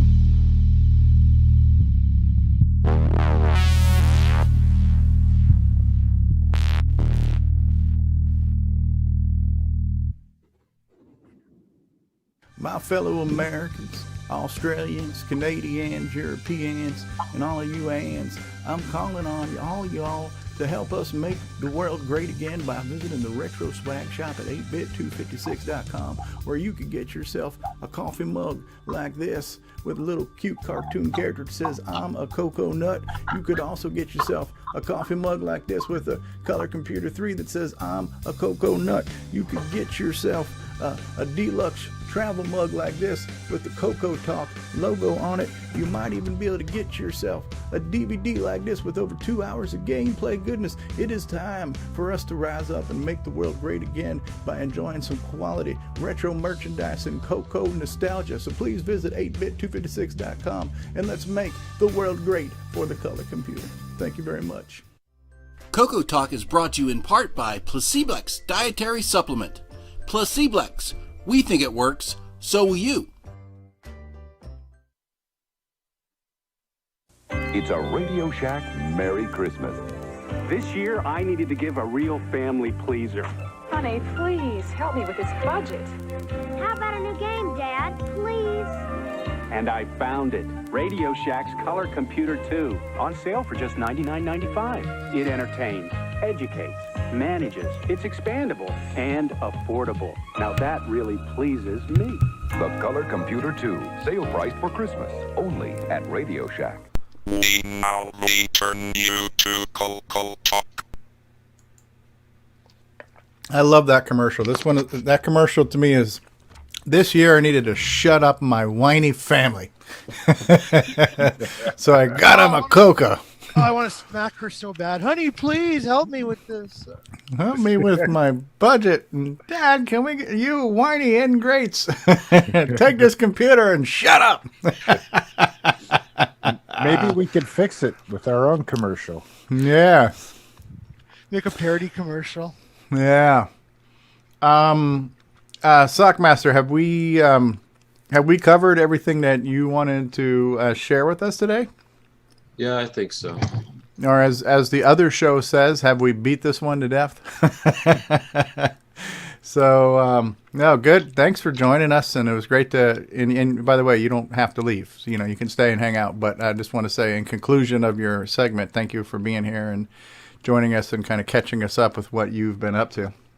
And we appreciate everything you've done for us over the years. It's been fun. Paul Barton's. I shouldn't stick around much longer. Okay. Well, I'm glad you could join us. I appreciate it, and thank you.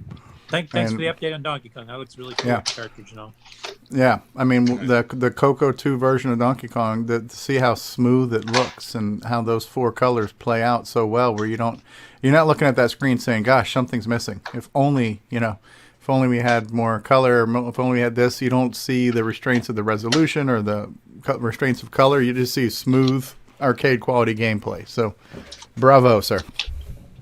Maybe next year I'll make a high color version of DK Remix that runs in 4096 colors, right? Oh, wow. Nice. Is that a promise? No. I got all those pictures to redo. Oh my God. Wow. Yeah.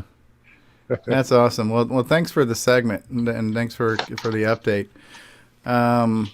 Man, and so we just we just saw the commercial for the Coco Forever clip, right? So for those of you not aware, Bruce, do you want to catch us up and remind people what Coco Forever is, and maybe tell them about the promotion that's going on right now? Shameful plug. Shameful plug. Yeah, Coco Forever. Well, you just saw the commercial, but it is a sort of a Back to the Future style story on, basically the launch of the color computer. And what if you were back there at the right time and you could tweak something and come back to the present and have the Tandy on top of the world instead of whoever's on top of it now. I don't know, Microsoft, I suppose. Apple. It's essentially an audio drama, but it also has multimedia content. There's even a number of programs you actually run on the computer, like ebooks and that sort of thing that extend the story. There's video. There's actual video from the Tandy Center, where a lot of the stuff takes place from the 80s. So you get to see the Tandy subway and all that, and it all fits into the story. And I think it's fun. It was an awful lot of fun. There's 10 episodes, numbered 0 through 9. To be very, that's how the Coco does it, right? 0 through 9. Right. I always get mixed up on which episode is which because it starts with a 0. And it has lots of community members in it who've made cameo appearances as their alter egos in a different timeline. So I don't know. I think there's like 6 of you, or 6 or 7 of you who from CoCoTALK and the Coco community who've contributed to this. So it's a lot of fun. And I thought end of the year, let's throw a discount coupon out on there, and for half price for the whole bundle. So sold. It's good for a couple of days, until the calendar flips over and whatever time zone the server's on. Okay. So, yeah. And the promo code is called Coco 2018. Yeah, Coco 2018. So you go to cocoforever.gracenote.ca. And now is that how do you spell CA? Is it the letter C and then EH question mark? CA? Yeah. As in cannabis. Cannabis. CA.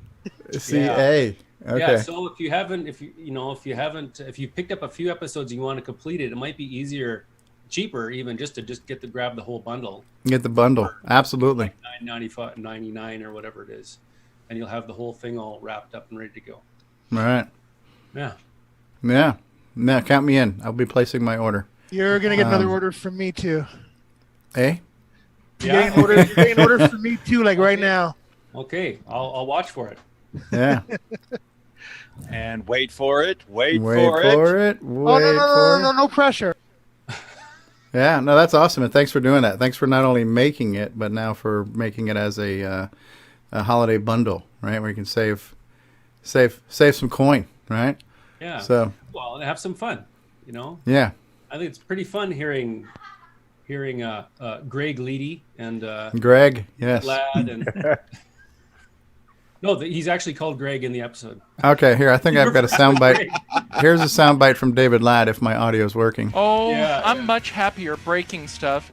Yeah, that's in there too. And this is one of my favorites here. Thank you. Yes, you're too kind, and thank you.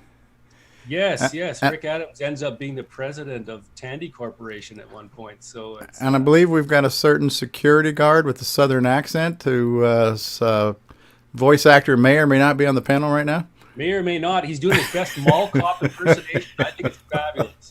I can neither confirm nor deny that. Okay. Does the actor who portrays security guard is he perhaps making 1 or 2 Coco cables that involve RGB? There's some connection, some Australian connection in there too. What the hell are you all doing here in this here elevator, sir? Pretty much, he starts off as a nice guy, but when you start getting deeper into the alternative timelines, he starts getting more of an ass. So really? Oh, so it's just like real life. Gee, thanks, Stevie. Hey, I thought I don't know. This might be a little bit of interest, but I was just doing so. It's year end, and I'm doing a little bit of number crunching, and we've talked about how many units of the STC have been sold and all that. Hey, so I just got an email. Someone just bought an X bundle. Woo! Ding. That'd be me. Oh, right on, Nick. That was me. So Forest of Doom, there have been 77 units sold of Forest of Doom since it came out. Not bad. You're entering Nick Marenti's territory. Yeah, like that was, there was a couple last month. And so, yeah. And then for Coco Forever, it's a little tricky because there's bundles and there's individual sales and all that. But there have been, now 56. There's now been 56 transactions. I'm not sure how many complete, what that translates into complete, the whole complete season or whatever. Maybe. Right. Actually, let me do this. Can you give me some tech support?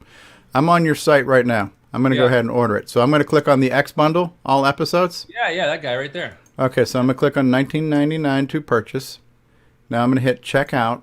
Yeah. And then show me where to put in the code. I don't know. Ask Nick. He just did it. Where do you put in your promo code? Oh, do you have a discount code? There. Click it here. Okay. That's right. So it's CoCo18, CoCo 2018? CoCo 2018. He'll tell you right where to stick your discount code. Okay. Thanks for showing me where to stick it. Okay, so now the prices went down to $9.99. Perfect. Yeah. All right, so before I put in my credit card information, I'm going to switch screens now, so you guys can't see that. No. We're doing fine. You guys show us how to do it. Come on. Total purchase so for $10 to get 10 episodes, we're looking at a enter a coupon code if you have one. I already did it, numbnuts. All right, so if I do this again, CoCo 28. If I enter the code twice, can I get it at half price? If I keep entering the code, can I get it down to nothing? Maybe it'll end up being free. I used PayPal. I only had to do it once. Is it a compound discount? Okay, so now I'm on the PayPal checkout screen. I'm going to hit pay now. Processing, little wheel spinning. You have paid $9.99 US dollars to Grace Note Productions. And now your purchase is processing. This page will reload automatically in 8 seconds. Okay. Wait for it. Wait for it. Okay. And now I've got a zip file. Oh, and I just got an email saying a purchase just went through. There we go. Yeah. CoCoForever.zip. We're just making your end more difficult.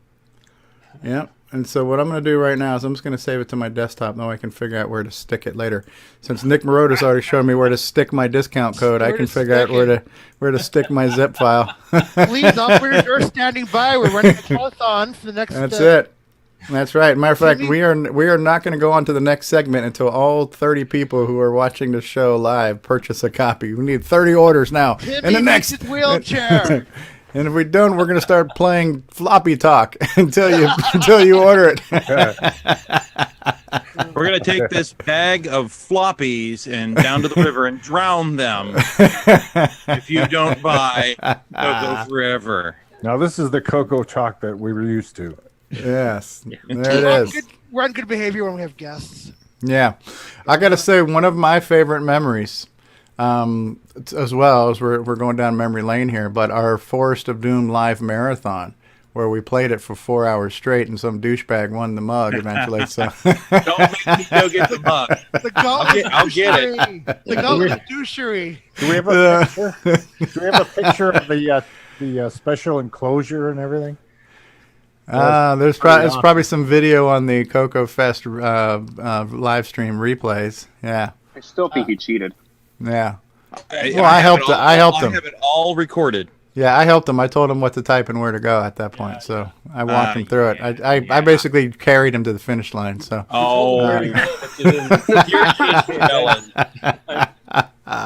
I remember you telling him where to go, but it wasn't.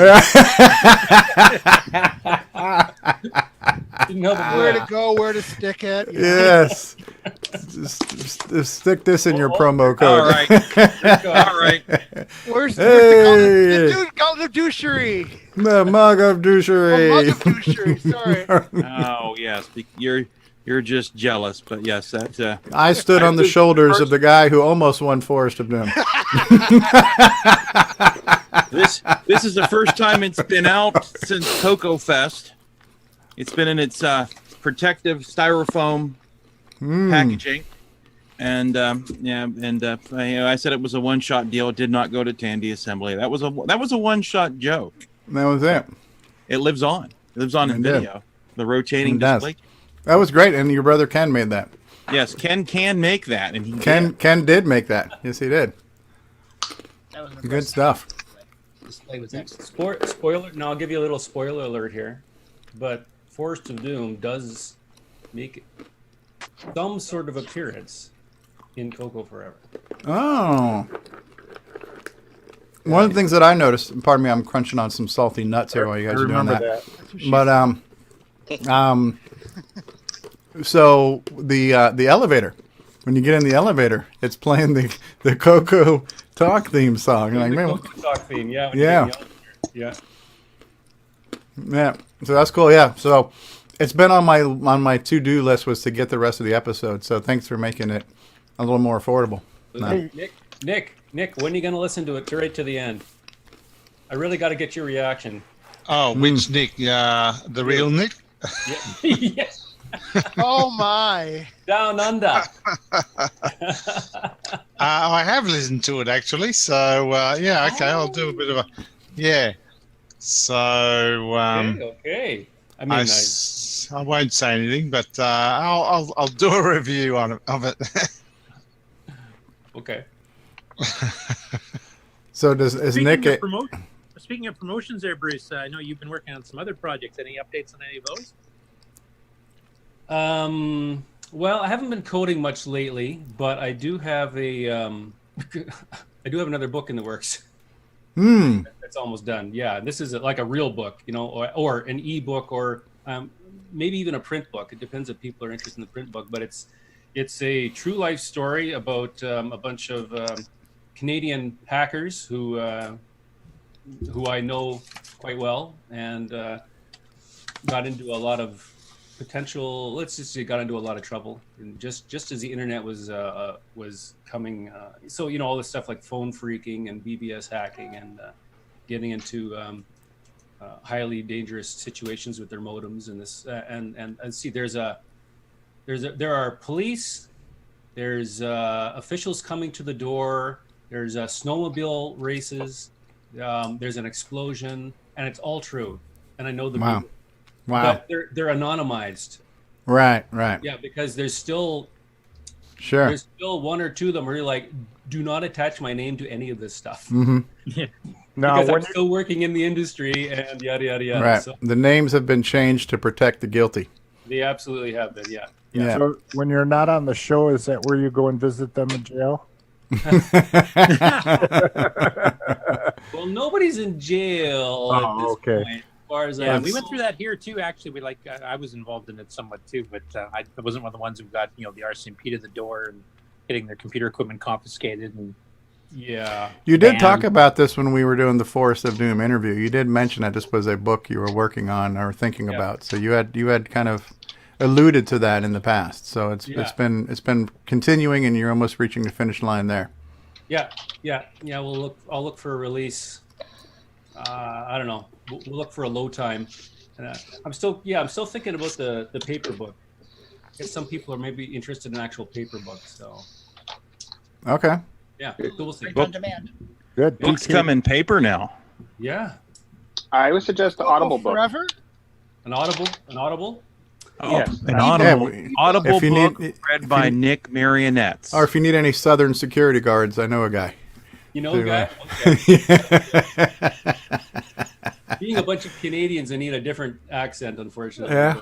I don't know what you're talking about, eh? Oh, yeah, exactly. You need to update the whiteboard there, Bruce. Yeah, Bruce, Oh, you just got another one? sale too. Another one? Okay. 58.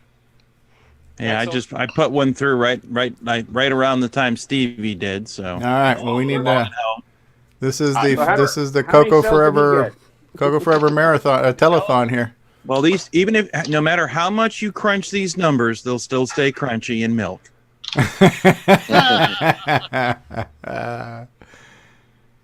Well, 60. So would how be many pretty cool. total sales did you get? How many for the total season? For the total, well, it just tells me how many sales, whether that's somebody bought one episode or they bought half of them or whatever. But so I don't really know. But right now there are 58 sales. So, yeah, that's good. I mean, Forest of Doom got 77. That's actually pretty encouraging. 58. I think that's pretty good for a very strange product. Like, it's hard explaining it to people. Like, it's way out of the box. Way out. Forest of Doom was out in that what do you mean you buy a book and it comes in the mail and where's the game? That was a very strange concept. And this is even But it is a straightforward game though. Once you have the game, you play it. There's nothing to wrap your brain around. It's however you want to look at it. It's a book that comes with the game or a game that comes with the book. Yeah. Wasn't there a whole chapter called "Where's the Game"?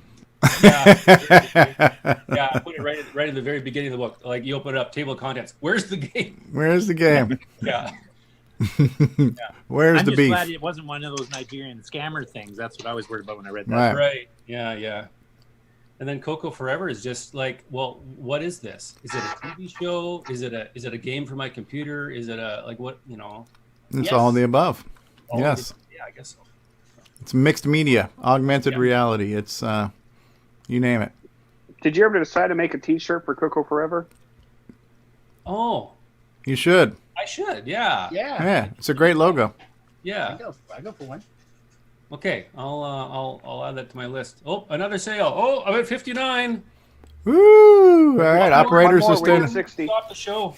Operators are standing by. Every time there's a sale, an angel gets its wings. That's it. You should. Sorry. You should have a counter on the website. It's like the McDonald's. How many units have been sold? over 10 billion sold. So 10 billion served. Yeah. You're telling me you don't have a cha-ching sound on that soundboard? I can find one. You should have the alarm sound when your fries are ready. Yeah, right. That's annoying, isn't it? And I hope watching this that this is encouraging for Sockmaster that yes, there is still a Coco market big enough to get some decent sales out of it. Yeah, this could be a marathon for him. Yeah. I'm going to look for my soundboard right now. Cha-ching, cha-ching. Hey, just shout out to Craig Madsen, who's watching out there, I presume, because I just got a notification for sale from him. So thank you. Hope you love it. You get to hear Stevie on the long car ride in, talking to the main guy. There we go. I've got 3 different cash registers to choose from, so I'm going to try dragging them all to my soundboard and see which one I like best. I'm not sure which one is going to be the best, so we're going to drag them all over right now, and we'll play them all. Hold on. So here's cash register 1, and then here's cash register 2. Not hearing anything. Yeah, we're not hearing. I'm dragging them into my software first. Well, so we're just used to your soundboard not working, so yes. You usually just hear the USB unplugging and replugging sound. Okay, here's cash. Okay, you guys ready? Yeah. Okay, there's the sales, right? So that's cash register 1. Here's another one. I like that one better. Right, and then here we go. Here's cash drawer opening. 2. Number 2. It's like a car crash. Yeah, that's a long one. What the hell is it doing? Oh, because it's on loop. We made it, guys. Is that like a medieval drawbridge opening? What is that? Something like that. Guys, Oh, that is. It's Castle Drawbridge. Never mind. That's not cash register. And for refunds. What are you going to use for refunds? Toilet flush? Okay. Jason, you should have hooked up with Bruce and had a cable thrown in with it. Oh, yeah. That's another chapter in the book. Where's the cable? Yeah, right. All right, the sales are ringing through. So, but you don't want to open the drawbridge. That's exactly what it was. Giant. Friendly giant. So, Bruce, all right. how did you sell in the last 15 minutes, Bruce? We just got 60, thanks to Robert Bingham, I think it was, who just made a purchase. Let me see here. He became customer number 60, huh? Number 60, yeah. Wow, fabulous. Is he getting a cassette tape of douchery for being number 60? Or What number was I? Bruce, do we get to see order that new car? Oh, wouldn't that be good? Nick, I'm not sure which one you were. You were like 4 back, weren't you? Yeah, make him around 56. I was doing the early ones today. Yeah. Probably 56. Yeah. Not bad, Nick. Yeah, Nick Marotta. Did everybody mention Nick Marotta's name, by the way? Nick Marotta? Hello. Nick Marotta. We have Nick Marotta here. Nick Marotta is I'm here. not sure Mark Overhoser said hi to me today, though. I did. Oh, dear. Oh, Uh-oh. okay. I'll have to go check the tape. Well, I didn't do it right. I was in a hurry. All right. So I'm very sorry I good. butchered your name, by the way. Everybody grab yourself a copy of Coco Forever. While Coco is forever, this promotion won't be. So this is a limited time deal. Make sure you act now, right? So, and after you get your Coco Forever, get your Sockmaster monitor mallet. Yes, that's right. And for every order of Coco Forever, we throw in a free hammer to smack your screen. So, hey, we need a coupon, Bruce. We need a big foot coming down on a Commodore monitor. Yeah. Well, it's Commodore. Need we say more? All right. Yeah. So, I bet Ken can make that. What a Commodore, a monitor smacker? Oh yeah, we got the Apple. We got the Apple II one. Yeah, the Monty Python foot. All right. Yeah, Ken. We need a video now of a Commodore monitor getting smacked in the side. I heard this somewhere. And with a flickering screen while you're at it. Right. We know a guy who can take care of that, right? Excellent. All right. So, do we want to? Go ahead. Just before you go, I just refreshed my website. And it looks like a couple of sales slipped through. There's actually 64 now. 64. That's like the amount of K in my White Cocoa 1. That is crossing over into 7-bit territory. Yeah. Wow. How much did you pay? Don't answer yet. Actually, That's right. you already know. That's right. If you enter promo code COCO 2018, you can get it for half price. If you put in COCO 2019, you can pay twice as much. So the choice is yours. If you enter something else, you can get an Air absolutely free. Excellent. Do we want to go over some things in the news? Sure, we do. Are we all going to sit here and stare at me for a while we think about it, or no? We really do. How many all right. things are you talking about? Well, I think we should. News of the year, you got to remember. So Well, how about we start off with Mark Overholser reminding people what they need to remember to not forget. Oh, what were we talking about? Perfect. Oh, okay. I just want to remind those who committed to helping out with the 2018 end-of-year review for the new Rainbow magazine to please get your articles ready, and we'll be expecting them the end of January. I'll be contacting you, giving you some place to upload them to. Right. That'll be good. All right. So for those who have committed to creating content for the new, I don't know if we're going to call it the Rainbow or the Coco magazine or whatever you want to call it, to avoid any impugning lawsuits. But so it's going to be the year-end review color computer magazine of some form. Yep. And more than one. Do you remember the names, Mark Overholser, who joined? Oh, yeah, I got the list around here somewhere. Yeah,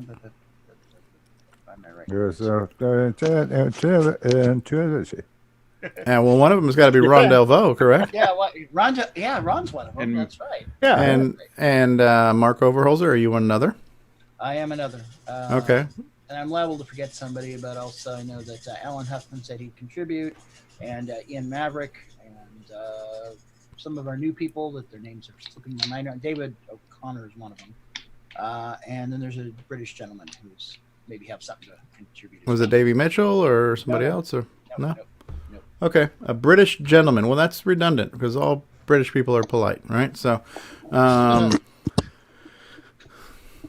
okay, very cool. So that's right. So just don't forget, for those of you who volunteered to create content for a new Coco magazine, make sure you get cracking at that because we want to see it happen, right?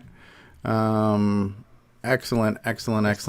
So that's an important announcement. Coco Forever, the series, is on sale right now. You can get the entire season and binge the whole thing at half price. So cocoforever.gracenote.ca. Enter promo code COCO2018 for one half price. 100% enjoyment at half the price. So that's a good thing. So how about we switch over now to some... And, maybe news is a strong word, but we're just going to call this the basically the audiobook version of Facebook for you right now. So let's go ahead and jump in here, and we're going to go ahead and start off with some Curtis Boyle music. All right, so we're at the end of the year. It's holiday times, and so one of the things that I thought was kind of cool was Jim Brain showing this picture of his custom Pac-Man blanket that his daughter made for him. And his daughter makes the cookies and the brownies and cool stuff like that. So they're a very talented family, right? So Jim Brain makes hardware. Jim Brain is very good at trolling. He's a man of many talents. And here his daughter has made a very cool, and I guess these are probably like either Velcro or maybe it's just because of the material that you can replace them and move them around. So you can move the ghosts and you can move Pac-Man around, right? So that's very cool, very creative, and it's custom. And there was something I wanted to show you guys, and there's his daughter and there's Jim with the blankets.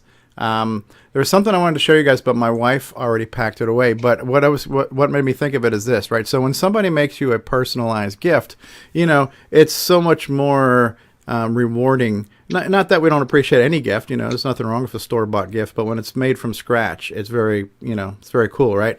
So what I had gotten was some friends of ours, Johnny Moe and his girlfriend Claudia. She's very artistically talented.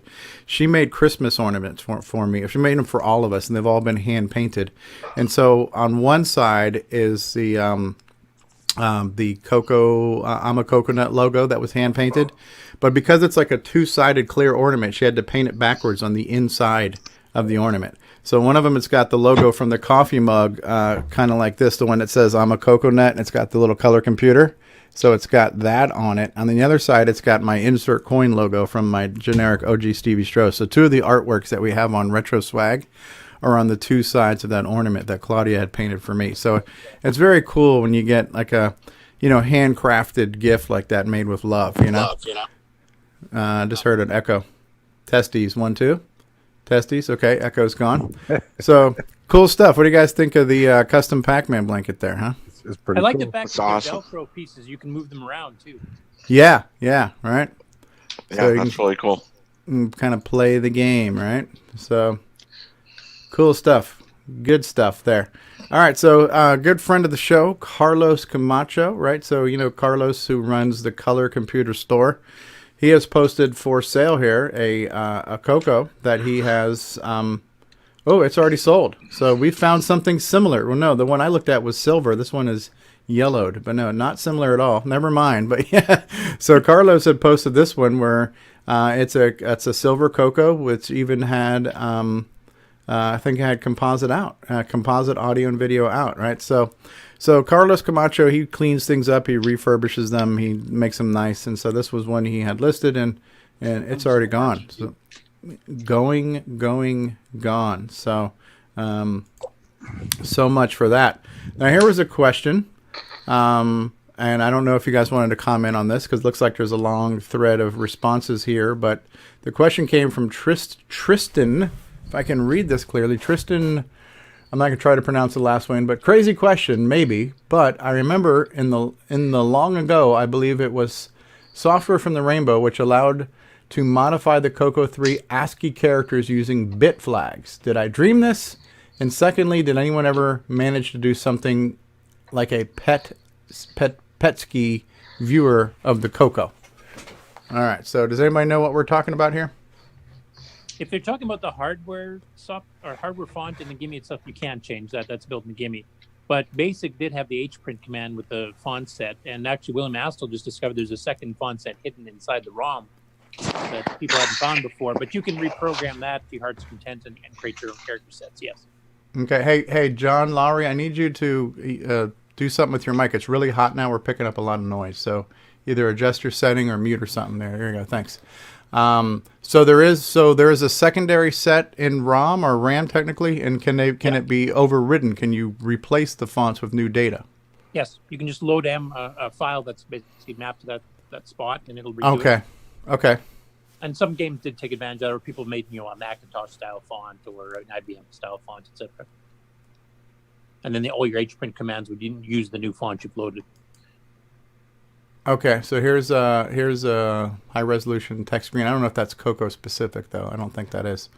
Okay, so it looks like we got some answers there. So I didn't know if there was an answer, if this person got all the information they needed, but okay.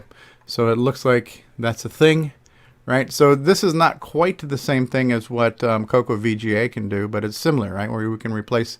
Could you technically replace it with like a Space Invader and print a Space Invader on the screen with HPrint? Yeah. You wanted to? Yeah. Yeah. OS9 does that too with the fonts. That's what's and how fast is HPrint? That's not the same thing that Sockmaster sped up with the listing. No, HPrint is on a graphic screen, right? Yeah. So you're not going to get super speed out of this. Not that fast, no. But if you just wanted custom fonts, it's a lot faster than draw statements, so like you did on your Cosmic Ambush game. Okay. All right. Fair enough. All right. Now this was kind of cool because I don't know that I've ever seen this, but apparently you can get a home run in color baseball by. And it actually draws it out. Yeah, it draws it out like it did in Double Back, which is what Rick Adams was saying, right? And one of the questions came up is, could you cheat in the game? And I'm having a flashback now when I saw that question, because when we were interviewing Dale Lear, I believe it was Hugo Dufort who was in the live chat saying, yes, you can do it. And you do it by moving your batter up above where the catcher is or something like that. I forgot what it was. He moved somebody up higher on the screen, and the game didn't check for that. So there was a way to strike people out or do whatever you wanted to do. So Hugo showed us a way where you could kind of sort of cheat in the game. It was moving your catcher up, and then you threw the pitch before the catcher got back to home plate. Yeah, move the catcher up and catch it before the guy could hit it. So you could at least strike out your opponents. Yeah.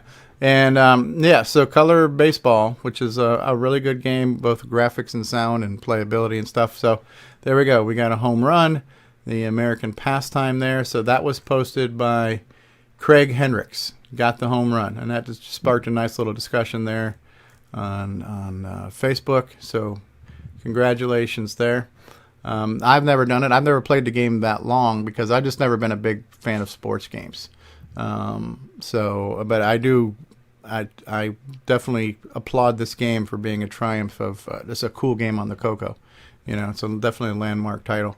I'm not usually that actually really uses the color set well. Yeah. I'm sorry, Nick Marotta, what were you saying? I said I'm not usually a fan either, but for some reason that game was one of the ones I played a lot. Ah, excellent. Yeah. And maybe sometimes you see these things and you get a spark of inspiration, like, hey, maybe I'll play that game now, you know? So that's kind of cool. Now this one, we've talked about this in the past, right? So it's not completely uncommon to find a koala pad on eBay. It's less common to find one with the stylus, right? So most of them, it's just the pad without the stylus. But here's one that's in the box and still shrink wrapped, right? So this came from Chris. Dilemma. Just got this from eBay to complete my Coco collection, but it's in the original plastic, never been opened. Don't know if I should keep it as is or open. Now, in the background here, this picture of Micro Painter, was that a separate program? Did it come with this? Not that I remember, but that was one. I think Steve Bjork was involved with it, wasn't he? Okay. Or is that our game I'm thinking of? I'm not sure. So did the Koala Pad come with any software at all? That part I don't remember. Or was it just an accessory and you had to... I think it was just an accessory because it basically just plugged in like a joystick and operated like a joystick. So it would work with any software you already had that was joystick compatible. Here's a picture of the back side of the game here. Use it as a graphics tablet to write or draw on your computer screen. Use it as a paddle, controller, or joystick. Durable and easy to use. Wipes clean with a wet cloth. Compatible with most game software. Has anybody tried using a Koala Pad as a joystick? It would have to be really digital. I mean, technically, you've got all the 60, the 0 to 64 in both axes. Yeah, but have you ever tried on something like Polaris where you have to try to move it to a specific spot? Yeah. I haven't personally tried it, or if I did so long ago I don't remember how it worked. But didn't it, as soon as you let go of the pen, didn't it jump back to the center or something? I think it's self-centered. Yeah. Yeah, which something on polaris means you'd have to leave So it you would on. have to keep the pen where it would be interesting to try this with double back if you could keep the pen in place and like actually circle around, right? That's got me wanting to try that. You have one? I do. Yeah. Not to do it right now or anything. Yeah, I do have one though. Yeah. So interesting. So the question becomes, if you guys had one of these in the box with the stylus, would you open it or would you keep it sealed? I did. I would open it myself because I'm not a collector, as in I'm trying to make money off of something that's old and sealed and in pristine condition. I want to use this stuff. I'm a user of this stuff. Yeah. So the general consensus is most of you would open it. Absolutely. Okay. Well, what did they get it for in the first place? I missed that part. Did they get it to use it, or we said he wanted to complete his Coco collection. Right. So he's got it. Now that he has it, do I use it? Okay, I think the next heavy breather now is Ron Delvaux. Ron, try pulling your mic away just a little bit. There you go.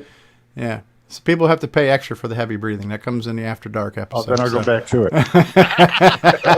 I thought that was when David Ladd really turned on my floppies. But okay. Yeah. Why do you sound so familiar? Right. So speaking of Ron Delvaux, Ron's always got a picture somewhere. So this is the Coco having some Italian food here. Apparently, nice. He's got some wine. He got some little bit of cheese sprinkles here going on here. So yeah, nice bowl of pasta. Little pasta, little vino, little cocoa. Yeah. Look at that. The wine was called Coco Bon or something like that. Yeah. So Coco Bon Vineyards, red blend. Look at that. So cocoa wine with your cocoa at dinner, huh? Yeah. Actually, this wasn't planned. I just brought the cocoa out, set it on the table, was going to sit down to eat. I look at the wine bottle and it says cocoa on it. Oh, isn't this weird? This is so I took a picture. And this is a Kodak moment right here. So yeah. Absolutely. Did you put this on? Pasta looks good. Did you show us on your? Did you put this on the on the Show Us Your Tandy Color Computer website too? I pulled it from Ron's garage, so that's where it is. Yeah, I didn't put it anywhere else because I figured it was dumb. It was dumb stuff I leave on my site. if it's creative enough, I might stick it over on Coco, but I don't. All right, so Christopher Cromwell has been working with the Coco VGA. So if you have not seen the Coco VGA, this is what it looks like, right? So it's an add-on board that goes into the what's it called, the VDG slot, right? Yeah. Was this the output board here that then? I'm not sure how it all works. Looks I think like that we was another modification he had beyond. Oh, okay, different. So this is mostly the Coco VGA board here, right? So there's your actual VDG. It goes back in line, right? So cool. So take two. Wow, I didn't think I'd ever see my 64K Coco so modded. Not much room for anything else except for more RAM and aftermarket ROM chips. So that's kind of a cool picture. So I guess Christopher's been working on this, getting it going. Looks good. Yeah, I can't wait to get my Coco VGA. That's on my Christmas wish list, so maybe I'll get that going. Fedor. We haven't heard from Fedor in a while, but Fedor is out there in Denmark. Fedor and Simon Jonassen they're in proximity of each other. They're in the same country. So Fedor is in our Coco group, and so he's got a little box here. And look at this. It's a color. Now, as you notice, it's spelled correctly too, right? So it's got COLOR. So I'm seeing a different image then because it's not spelled correctly. So he's got a color computer too. Nice packing peanuts. And look at that. So he got a Coco VGA upgrade on his color computer too. So very cool, right? So Coco 2 with the Coco VGA. So hopefully we'll be seeing more and more of these. So Coco VGA, so right now Brendan Donaghy's got 50% saturation on the Denmark Coco owners market right now because it's just Fedor and Simon out there. So he's got half the market there. So that's cool. That means he can double his market yet, though. So yeah, pretty good. Yeah, he can double that saturation for 100%, right? So that looks cool. Does anybody here on the panel have a Coco VGA yet? Mine's sitting with Brendan. I'm picking it up at CoCo Fest. Ah, excellent. I bought And one Richard at Tandy Assembly, but I haven't installed it yet. Okay, so we got two potential owners there. Yep, and I also have one, and Richard is installing it, and I'll be picking up at Coco Fest as well. Ah, excellent, Grant. So that's three of us, three Coco VGA guys on the. This was Nick Marenti's favorite one here. The only thing that Nick Marentes loves more than color scripts it is OS9 scripts it, right? So, which by the way, on the break, I went and took a color script shit. So, we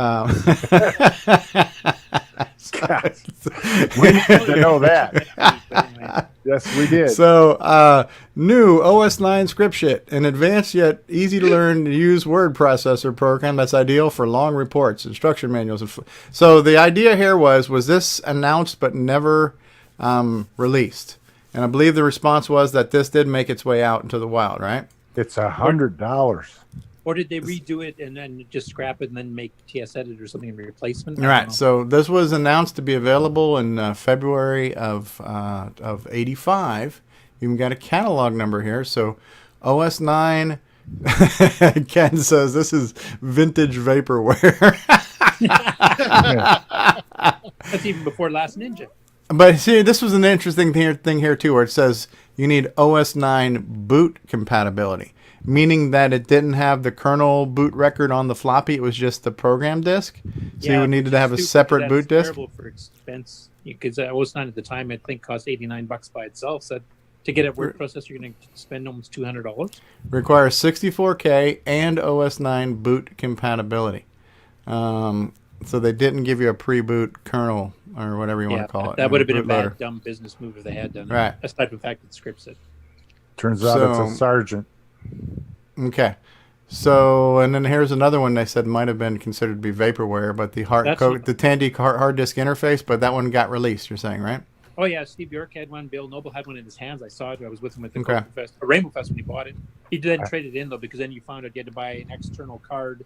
And then it only worked with those big primary drives you guys saw at Tandy Assembly. I got one. For thousands of dollars. So he returned and got a Birkenberg or something instead. Okay. Yeah, I've got one of those. Yep, I got one. New in the box. So did anybody ever own or experience OS9 script shit? Nope. Not I. No? There's a medication for that. All these years I've had my color computers, I've never once put the cartridge in and looked at it. Of scripts it? Yep. I think I already knew just from like going to my color computer club that we just put that over here. You know? Yeah, you'd run Telewriter or VIP writer instead. So. Yeah, VIP writer all the way. Yeah, this was Telewriter. This was a question I was hoping to get Richard Lorbieski to chime in on. I think the question's already been answered at this point here, but John was asking what's the Goldilocks zone to be able to desolder. And so I thought if we had Richard on, it might be good to hear it in his own words. But it's also looking like in the thread here. So Richard actually showed the video I took of him changing a Coco 3 socket. So there's a bunch of replies here. Hopefully he got his answer by now, but do we have anybody left on the panel with any soldering expertise or suggestions on... I can definitely suggest you keep it as far enough away from your hair as possible. Keep it away from your hair. Okay. Because actually when you burn it, it doesn't turn blonde Goldilocks. It turns sort of a gray. Ah. Don't hold the hot end. Hot end like the woman in the picture. Yeah, they always show that picture of the girl with the she got the safety goggles on. She's holding the soldering down by the tip. Yeah. What's wrong with that picture? Yeah. There's no smoke. If it smells like chicken, you're holding it from the wrong end, right? No smoke, no screaming. Yeah. Plug it in. She had remarkable self-control, I thought. Yeah, right. Plug it in. What's wrong with the picture? She isn't in the kitchen.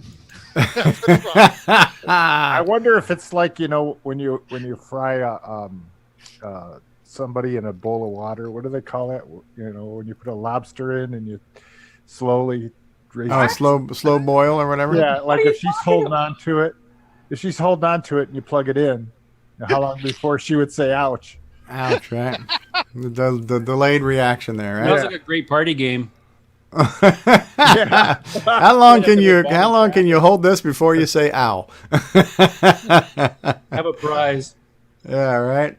Yeah, let's have a tasing contest. Let's see how high we can turn the dial up on this before the guy says, "Make it stop, make it stop." If we need a Band-Aid. Yeah, right. It'd be like that Bob and Doug McKenzie when they're in the insane asylum. You know, turn it up another notch. Yeah, right. Here's a couple of cool photos here. So I hope I pronounced the name right here. But Asger Bonavie got Coco 2. Hey, you got your Coco 2 yet? So here we got a nice Coco 2 in box, a deluxe joystick in box. That looks nice, right? Very nice. Now it's all set up, looking good, nice and clean, huh? Look how clean those keyboards were, huh? It almost looks like it wasn't open before. Yeah, right. So like a new in box, right? So there was a question earlier too. I forgot to flag that one, but somebody was saying, "Hey, I had 2 Color Computer 3s. They were both new in box. They had been sealed. They were never opened. So the idea here is they haven't oxidized or whatever. So one of them, he was saying the composite was bad, and I changed the capacitors. Now the composite output's better. The second one has bad composite too, and so it started a discussion on even if it's never been used in 30 years and it hasn't overheated, can capacitors still go bad over time? The electrolytic capacitors, which I believe people have said yes, they can go bad even if they're not being used. They can dry out or whatever. But I think the question was, or the misunderstanding was, is that because the composite signal was not clean, they thought it was a defect in the hardware. But I think some of us can agree that the Coco 3's composite just kind of sucks. Even if it's a new new Coco without any bad chips in it, it just has subpar composite out, right? It was borderline, yeah. Yeah. So that may or may not be a cap issue. Composite. What do you think about composite, Nick? Crap. I think it was purposely made that way in order for the artifacting to work. I think that was one of the main criteria, that the Coco 3 could do all the Coco 1 and 2 artifact games.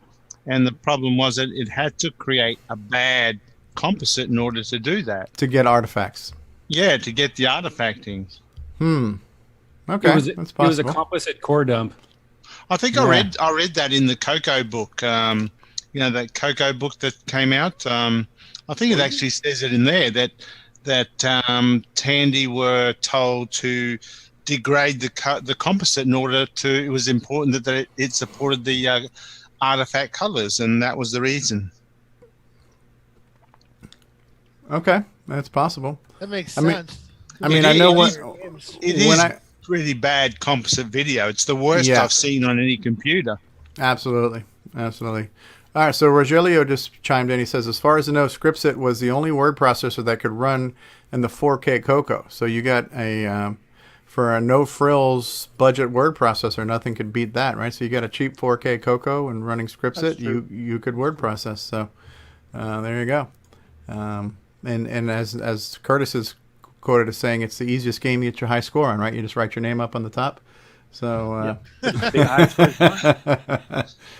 So here, Paul Shoemaker is asking a question. Does anyone here tried using a Tandy VM4 composite monochrome monitor with a Coco? And my answer is yes, not this monitor, but my Coco 1, I had a composite mod, and I had like a Zenith or Magnavox Amber monochrome monitor on mine. So has anybody else used a monochrome?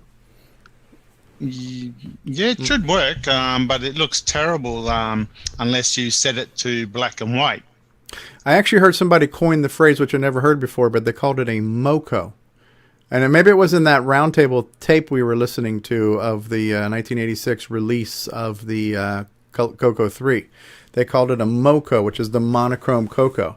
And what the guy was asking the question was why don't you guys, when you list your monitors and what systems your monitors are compatible with, why don't you mention the fact that these composite monitors are also compatible with the Coco 3 because it's got composite out, which was a good question actually.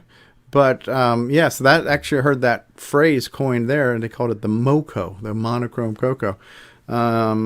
So yeah, my white Coco 1 that was composite modded ran on an amber screen, and I loved the way it looked. I thought it looked really crisp, Yeah, the Magnavox 8550, which had both RGB and composite, actually had a switch for green screen. So you could switch to green screen monitor monochrome mode as well.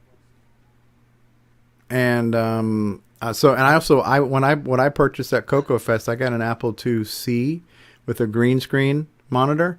I'm really looking forward to plugging in a green screen monitor on a Coco to see that, nuclear green background on a green monitor, So just for crafts and giggles, I want to see a, green screen Coco.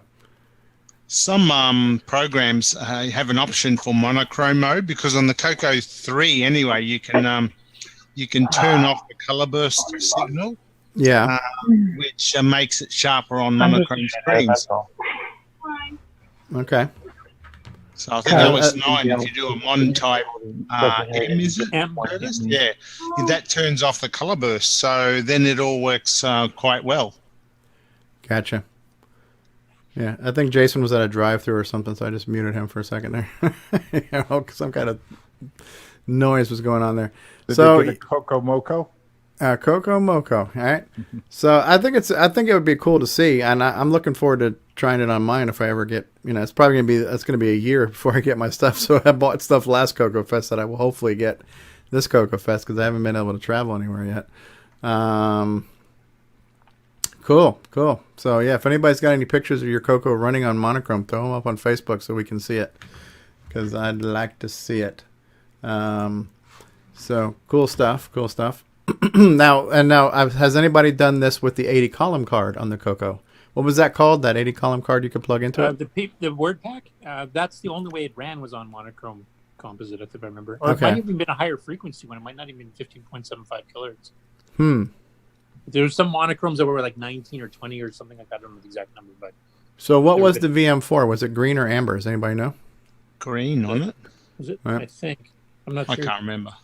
Does anybody know if there was ever sold a white monochrome monitor, other than because we saw it on the original TRS-80, right? The original TRS-80 was kind of black and white. There was the paper whites I know the PCs had. Yeah, but they were in VJ. The old TRS-80 Model 1. It was white. Was white. Yeah. I have a white, black and white. I guess you call it black and white VGA. IBM monitor in the garage. Yeah. Mm-hmm. That'd be kind of cool to see, like a true monochrome, like black and white monochrome, right? Yeah, it's neat to look at. So the thing about the old monochromes too, I always have flashbacks to the early ATMs with the burn in on them. The ATM screens that had the previous image that constantly burned in. Like our first ones at Publix were called Presto, so it was the Presto ATM, and you always saw this image of Presto, big letters, always burned into that. It's screen. kind of like seeing the Home Shopping Network burnt in the bottom of your grandma's TV screen. Yeah, right. Yeah. So here's Curtis's buddy Bill Noble, And he says, not sure how to thank Richard. Richard, again, he's gone now. Richard Lorbieski, he sent me the updated DAT board for my Boomerang, and everything is now working perfectly, including the mini MPI, the SDC, and a modified XPad. So I guess we got all kinds of stuff going on now with 2 megs. I guess the only thing we don't have working now is Donkey Kong Remix, right? So well, it mostly works. I mean, it's playable. Yeah. So Coco 3 RAM stress test version 1.2, GitHub, Richard D2 Coco. Oh, so Richard has his own stress test utility that he runs on it too? I guess. I don't know. I think he must have modified it. Yeah. Okay, that's cool. You might give that out when you get the board. Yeah. From him. Yeah, I mean, so what is Richard Leos saying here? As primitive as Scripsit can be seen as today, it would beat my typewriter efforts back in junior college. Damn, those papers were a chore in the old mechanical clunker. To use an old typewriter definitely was not as easy to use a word processor. Absolutely.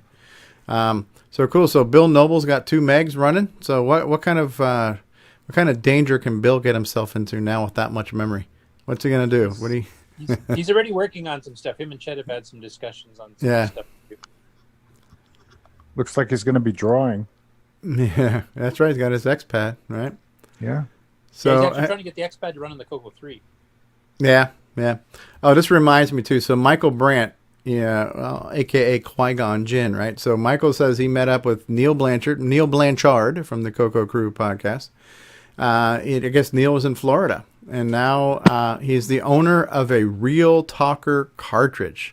So what was the Real Talker? A different voice synthesizer, obviously, right? Yeah, that was one from Speech Systems, and it actually had inflections and stuff. So instead of being the monotone pitch that most of the other ones did at the time, including the Speech Sound Pack, you could actually get it to kind of sing, and you can have an inflection, so you could say something like "How are you doing?" or something like that instead of just, "How are you doing?" You mean it sounded like a Canadian? No, that was the A we had. Must sound like Minnesota. Hey, I'm a real talker from Minnesota. No, that's cool. Yeah. You know, it's funny. I was thinking about reaching out to Michael Brandt, too, because I was driving, I went to Georgia and back, and I was going to pass the Orlando area. So I was thinking about reaching out to him saying, hey, man, I'm going to be passing you by. But I'm kind of glad I didn't, because I had like the worst day yesterday getting home. There's a 2-hour traffic delay on the 75. I ended up getting in a fender bender and the turnpike. Somebody backed into me while I was backing out, and so it took me 3 hours longer to get home yesterday than it should have. So it was just it was like the nightmare ride home yesterday. So I'm glad I didn't try to meet with Michael Brandt. And it looks like he already had plans, but I had that thought had entered my mind because I was going to pass him twice, So yeah, Michael got to meet Neil Blanchard. Very cool, real talker. I'd like to hear that, Michael. If you're able to record something or audibly or video, I'd love to hear what it sounds like. We last week, I think it was we were going through the speech systems catalog, right? Because Chet Simpson was asking about Now this is kind of cool. Temple of Ram, Rick Adams. In case you don't know Rick Adams, he sounds like this. Thank you. Yes, you're too kind, and thank you. Right, and so I guess it doesn't. These things don't scale well on Facebook. So I guess he had a 1 pixel thing in Temple of Ram where it didn't get the bottom pixel before it hit the border of the screen, and so I guess that's a bug he was aware of and never had a chance to fix in the past.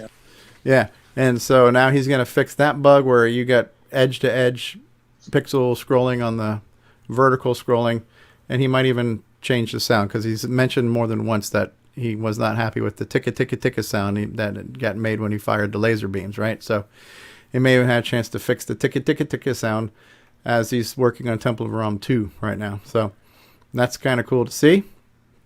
And so hopefully we'll see what that looks like and if we can get our hands on that. Now here's a BBS question.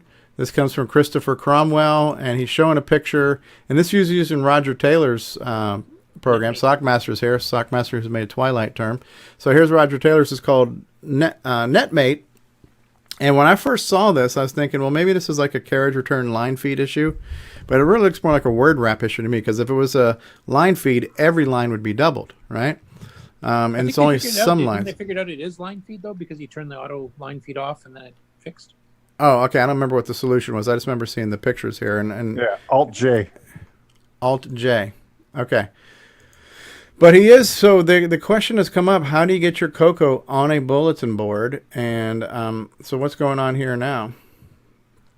So this one has been fixed? Yeah, that's when he got success. Okay. And look at this. Now this looks pretty good, right? We have background color text. We got some paint on the wall here. And yeah, I mean, to me, I think it's definitely neat that you can see BBSs on your Coco. And I'm happy for people who do it. I don't know that I myself would spend a lot of time BBSing now. I mean, I did it in the day, and it's something I am not personally nostalgic for. But I'm glad that we're able to do it, and people are making them available, and we've got multiple ways to connect to them. Very cool stuff, though. So is NetMate free? Can we get that from Roger Taylor for free, or is it a purchase, or is it? Do you know, Ron? I think he's selling it. Okay. But at the point I got it, it was because I was testing it for him. But I don't know, like, what he's selling it for, or how you can get it outside of contacting him. Okay. Now, this is all text, right? So in a BBS, all you've got is ANSI text, right? So there's no graphics. This is not Plato term. So everything here is using basically like the IBM character graphics. Characters in the ANSI character set, unlike the normal Coco sets, you can do some limited graphics, kind of like the Pet did. But yeah, it's not a full graphics like you draw a line here, draw a circle here, like Plato terms. Okay, actually, Chris is with us in the live chat. He said I had to press Alt-J. Hey, Chris, was this free program, or did you have to buy it? So if somebody wants to get a copy of this, what do they got to do? But it looks good. I like it. I like how it looks on the screen. Yep. And it looks they're out good there. at Socks there, Ron. You've ran both fairly extensively. Yeah, they do excellent. NetMate has you can save the buffer off and call it back in, and A lot of features. Ron's really big on buffers. Buffers are sometimes if you see something only once and you've saved it off, and something you want to go back to, you can save it. Yeah. Other than that, the only thing you could do is take a picture. Yeah. Well, if I had misread it and thought it said buffet, then I'd probably be interested because I'm getting hungry. But yeah.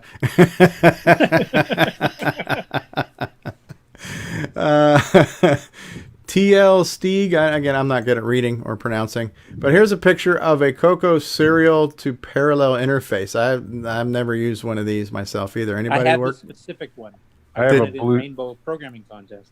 I have a blue streak. Was this the official? This looks like one of those generic multi AC adapters. Was that what shipped with it? Was a generic AC adapter? Mine wasn't a multi. Mine was a straight single voltage. Okay. So but that manual and the actual interface, which is it was switchable between modem and printer, and then for the printer you could set your baud rate between 300 to 9600 baud. And on the Coco 3, if you did the double speed poke, it actually went from 600 to 19,200 baud. But okay. So Chris Cromwell, he might be the one too who was commenting on the sparklies of Twilight Term because he says I needed to use NetMate because Twilight Term was much too hard on the eyes to use. Okay, so. Serial to parallel. Yeah, I myself never printed when I had my Coco. So the concept one main function of this particular one, it wasn't just the serial to parallel. It actually had two cables coming out of it. So you could plug one into your modem for serial and you could plug one into your parallel printer. And you would just switch. You wouldn't have flip to a switch so you didn't have to have the wear and tear on the cables all the time. Yeah, you just flick the switch. Like, what am I outputting to right now? And you'd print or you'd go online. Okay, and Chris says that NetMate says it's shareware. Okay. So it means technically you don't have to pay for it, right? Okay. Somebody peeing right now? That's what it sounds like. Who the hell's peeing right now? Somebody's literally peeing or pouring water. Greg, is that you? All right. So welcome to Pee Talk. Will somebody please flush? Well, I can see that Ron Delvaux sitting down. Right? Welcome to the #1 podcast. Yes. There we go. The job's not done till the paperwork's finished. Who just flushed there? All right. This show has just gone straight to the toilet, guys. Yeah, it has. Now, Jason Downs posted this picture. I never owned one of these, but I'd like to own one. Greg, are you incontinent? I'm hearing feedback from Greg. Greg, do you copy? I'm muting Greg. We got some audio loop there going on there. What do you got there, Ronnie D? Ron Delvaux's got one, huh? Yeah. So this is mine's yellow. Yeah, the flight stick, right? So you got trigger buttons, you got a thumb button, and then you got two buttons down there, huh? Yeah, this baby's awesome. And I think this was a similar stick that Jason was using when he was doing well on Timberman. Oh yeah. He found that the chopping the tree side to side was easier on this, right? That is right. Yeah. Yes. Yeah, I would like a joystick like this for my collection. This looks like this is in really good condition too. Put both of these in, and then you're really whacked. I'm gonna try the Koalapad for craps and giggles. I my expectations are low, but if they're exceeded, which wouldn't take much, that would be interesting to see. And maybe I'll do better in Popstar. You just tap the pen on either side of the pad. That might be an interesting experience. Yeah, that might be.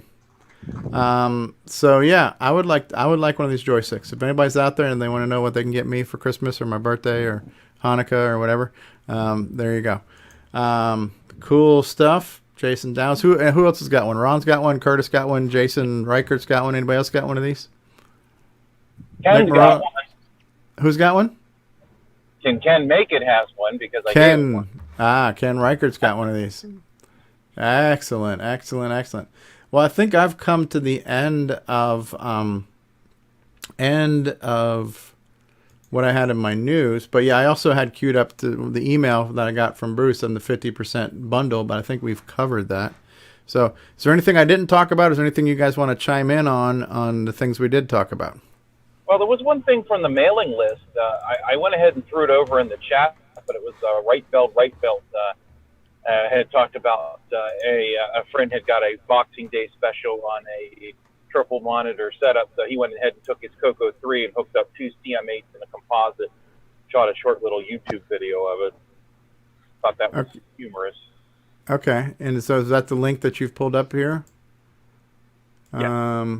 Is there any copyright music in this? Oh, wow. Okay, so I will play this. Let me switch over one more time. So Henry Reitveld or Reitveld are sent from my phone, depending on which email you get from him. So we have, what do we have going on here? We've got 3 displays because he's got the Wallaby cable, right? Yeah, the Wallaby cable's running the 2 CM8s, and then he's got a composite hooked up to the composite now. Wow. Yep. And as So you we got- mentioned, you could have added a 4th one with the RF out. He could have had a 4-screen with the RF out, and it's He did mention that in one of his replies. Yeah. And Now, what I love, too, because we were going through the discussion about this, and somebody said, "Well, you have to display the same thing in every monitor." And I pointed out if you had one of those WordPack 80 column cards we were talking about earlier about the monochrome monitors. No, actually, that was a separate display. You could have an 80 by 25 screen running totally separate.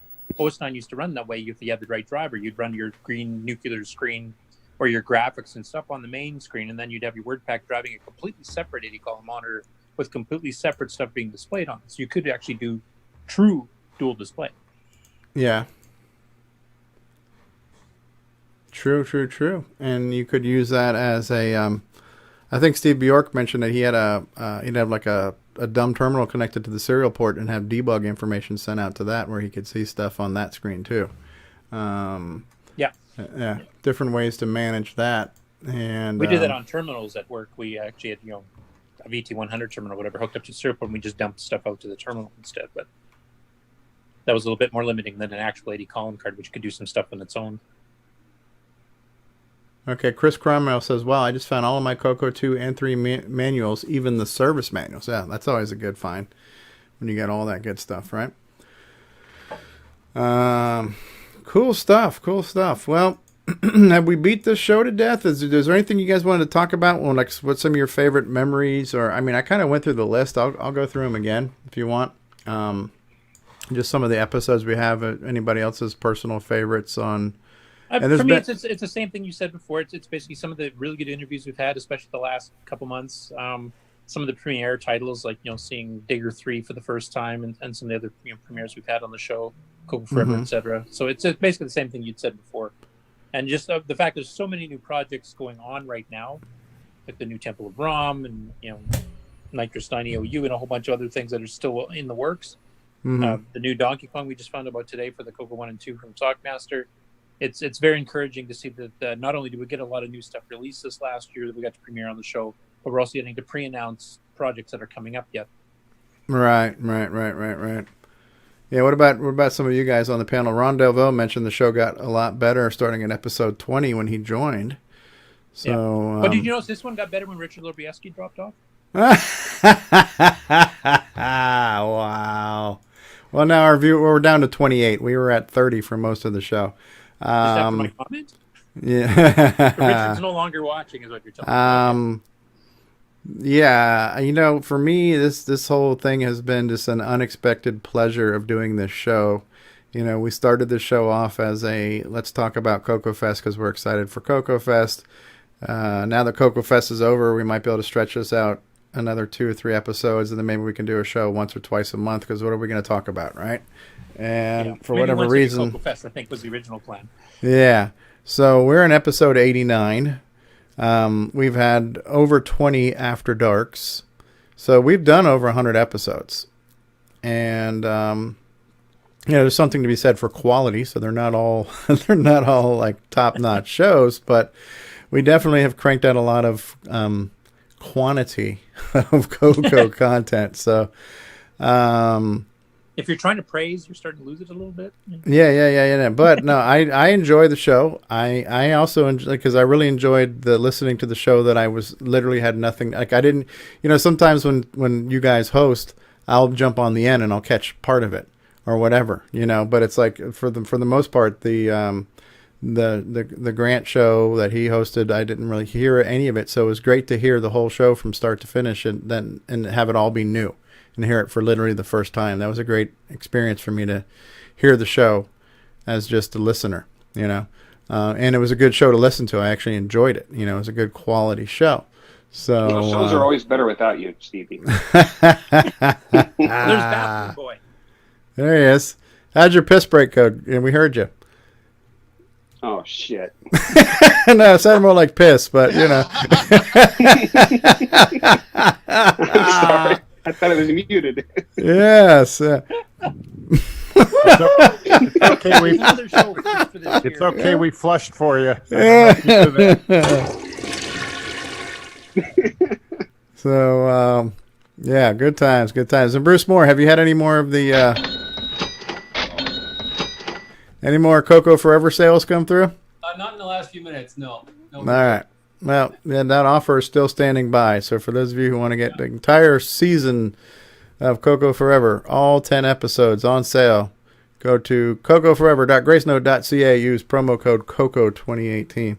And when you get them, you should realize that it starts from 0. Yes. To 9. Exactly. Don't think that you got shorted. So what do you guys think that 2019 is going to bring? Prosperity. I think more software for sure. More hardware for sure. More hardware. Hopefully more assembly stuff and game stuff with this arcade game designer, the AGD thing that might bring more software. Actually, 2 more packs got released. I don't know if you saw that. Yeah. Couple more pissing matches probably. Yeah. Yeah. 52 more episodes. I believe we refer to those as urinary competitions. Yes. Do we predict any drama next year? Or can we predict a drama-free year? No, that's never going to happen. It can't be drama-free? No. Even if we ask Santa Claus real nicely? No, he'd probably start arguing about it then. Well, the nice thing is, the great thing about this show is that, you know, it's very, I think the community is very self-sustaining.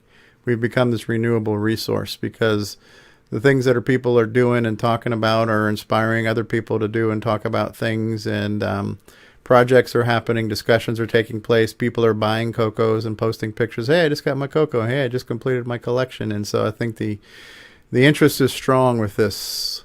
And, you know. Can I just say that if I run out of people to bring on the show, we'll just start making them up. Okay, there we go. How's that? We can do that. We'll start making people help up. you with that because I want to see if I can start trying to recontact some people I interviewed for the the gaming website because there was a ton. But some of them I haven't talked to in literally 17, 18 years. So I don't even know if they have the same email. But I'll try to see if I get a hold of some of them. Well, there was a program for, it might have been for that Real Talker on the Coco, where it had the two faces, had the male face and the female face, and it could talk. So we could just have these interviews. We can just talk to a Real Talker, Talking Head show, a Talking Head show on the Coco. My next one is Fletcher. Fletcher, yeah, you're gonna get Fletcher in here. Yes. Fletcher, you'll go far, Fletcher. Fletcher doesn't like to talk, so you're only going to see her holding the machine. Yeah, we need to see how far Fletcher actually went, right? Hopefully not all the way to the grave. Hopefully we can still get a hold of her. So. You'll go far, Fletcher. But JT. That's what we need. We need Fletcher. Yeah, we can do without the whiny family. Honey, can you help me with this budget, please? Shut up, woman. Good thing I still have my shortwave. Yeah. What about Elliot's? We need to get Elliot to see if he's still having a blast with the new math tutor. You know, Elliot grew up and he's driving a Dodge Charger. Yeah. Maybe we can get the people from the Coco Do commercial too on here. We need somebody to translate. So, Le Coco Do. All right. So, hey, Mark B. We didn't get to hear too much from you. So I had a heater guy over here this afternoon. All right. Working my system, so. But I've been listening in. It's only been a couple of weeks ago you joined us and you said, hey, I've just caught you guys for the first time, right? Wasn't that long ago. You joined us in the live chat, I think, and you said, I'm catching you guys for the first time. Hey, even bought a new webcam today. Yeah. Oh, look at that. You look so much better, too. Yeah. Oh, he's got the hat. He's got the propeller hat above. You got a propeller hat like Greg has. Yeah, look at that.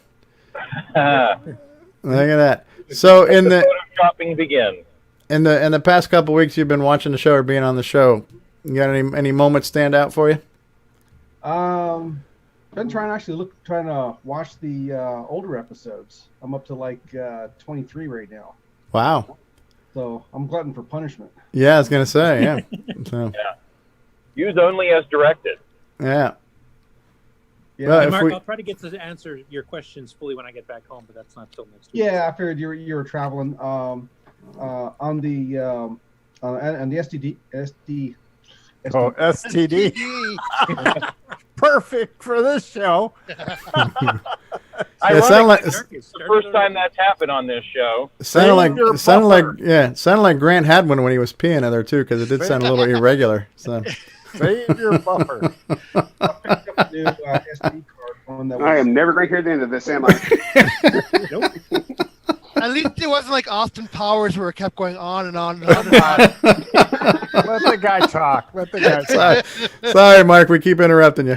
That's all right. So I picked up a new SD card, one that's rated for that U1 or that Type 10, and it still does give me the intermittent write errors.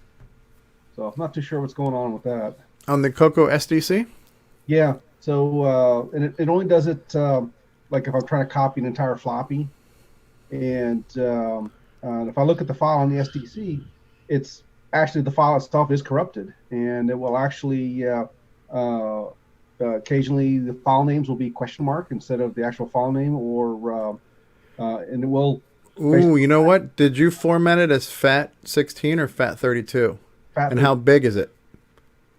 I've tried various ones from 1 gig. This one I think is a 16 gig I've got today, but I've done. I actually got a 256 meg card.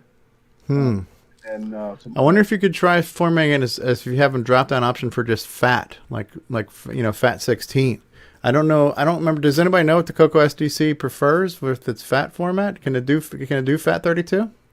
FAT 32 is what I formatted mine to. Yeah. You might want to just send it back and see if you can have them check it. Or just contact Ed and see if he can give you some tips too. 'Cause I know Or there's run some it- cards I mean, that if- definitely work better than others.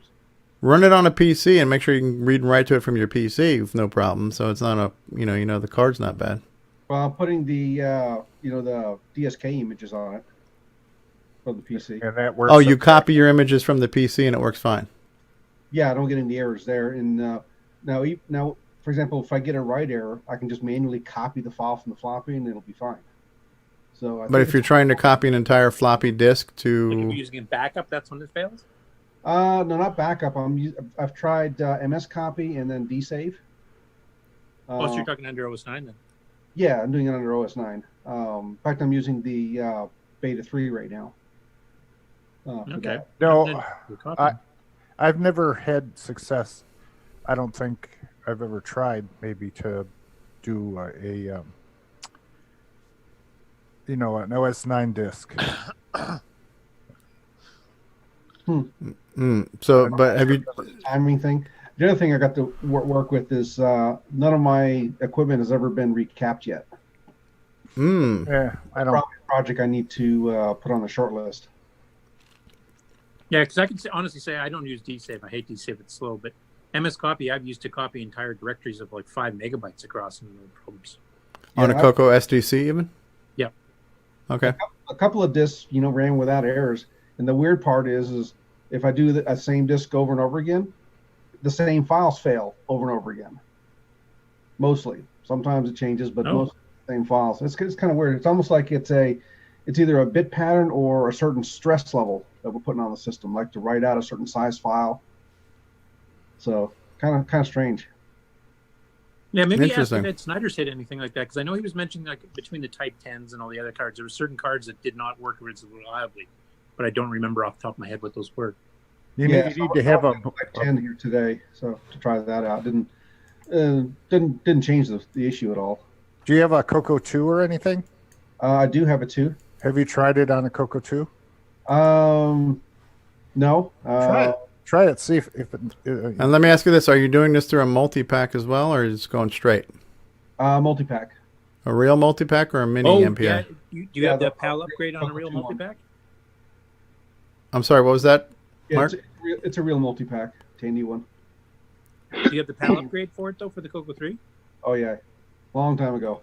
Okay, because that is one of its symptoms. It will corrupt stuff on occasion. It's supposed to. I guess I better double check. Yeah. Or you could do it with a poke. It's been 30 years, so. Yeah, I would try it without the multi-pack too. Bypass that, see if that's introducing a problem. You can't copy without it. Or you can copy from one to another if you've already got a disk image, right? Just make a new disk image. Well, I've got a Y cable. Oh, Yeah, you could try that. I mean, I still have one of those things. But try it with your other Coco too. Okay, I've got Coco 1 also. Yeah. One of those. I'll give that a shot. Try it. I'd try it without the multi-pack first. If you can copy a mass bunch of files across, on the EOU image and you don't get errors, then that's kind of pointing to the multi-pack might not be upgraded. Okay, I'm pretty sure it is because I've had the 3 for quite a while. yeah. All right. Well, have we beat this one to death? I think so. Yeah. Time to save our buffer. It's time to shake the leady. Brian, he's already ahead of us there. Sorry, I thought I had a mute. Yeah, sure you did. Yeah. All right, well, we're going to start phase 1 of the closing. A piece on your show. That's what he was doing. Yeah. He didn't flush though. He didn't. Well, You had there to flush for him. There you go. Did we Did lose Ron Nick? even more disturbing? I did not hear him washing his hands afterwards. That's Yeah. It's getting worse. Yeah. All right. Well, we'll be back in just a minute after the phase 1 of closing credits here. All right. This concludes another episode of CoCoTALK, the world's leading live talk show featuring the Tandy Color Computer. For all things CoCoTALK, visit us on the web at CoCoTalk.live. We'd love to hear from you. Send feedback, suggestions, even segments via email to CoCoTalk@CoCoTalk.live. Consider supporting the show with a purchase of merchandise from our retro swag shop at 8bit256.com. If you'd like to become a patron of the show, click on the Patreon link on our site at CoCoTalk.live. CoCoTalk would not exist without the community and its cast and crew. Thanks go to Curtis Boyle, David Ladd, Mark Overholzer, Grant Leedy, Bruce Moore, Nick Marentes, Ron Delvaux, Rick Adams, Jason Reichert, Richard Lorbieski, Jim Brain, Karen Anscombe, Simon Jonason, and many, many more. Special thanks to Steve Bjork for production suggestions and to Brian Joyce, Ken Reichert, and Rob Inman for all of their bonus content and contributions, as well as Roger Taylor for getting us on the Coco TV channel on Roku. Please help support the Coco community by visiting some of its contributors. The Coco Crew podcast at cococrew.org. Glenside Color Computer Club, host of Coco Fest at glensidecc.com. Jim Brain and Retro Innovations at go4retro.com. Tandy Assembly at tandyassembly.com. Boyson Technologies at boysontech.com. Get your own switcheroo and wallaby cable at cocoman.biz. Cloud9 Technologies at cloud9tech.com.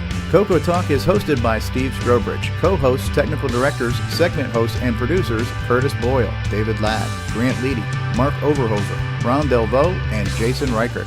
The CoCoTALK theme song is copyright 2008 by D. Bruce Moore and Greg Sheeler. Mixed, mastered, and produced by D. Bruce Moore.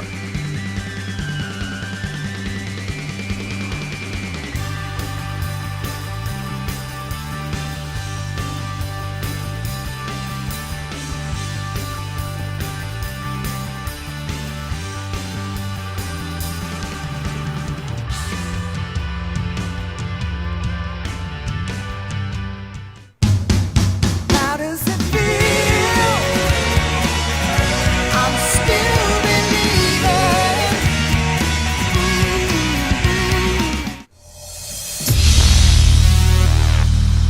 How does it feel?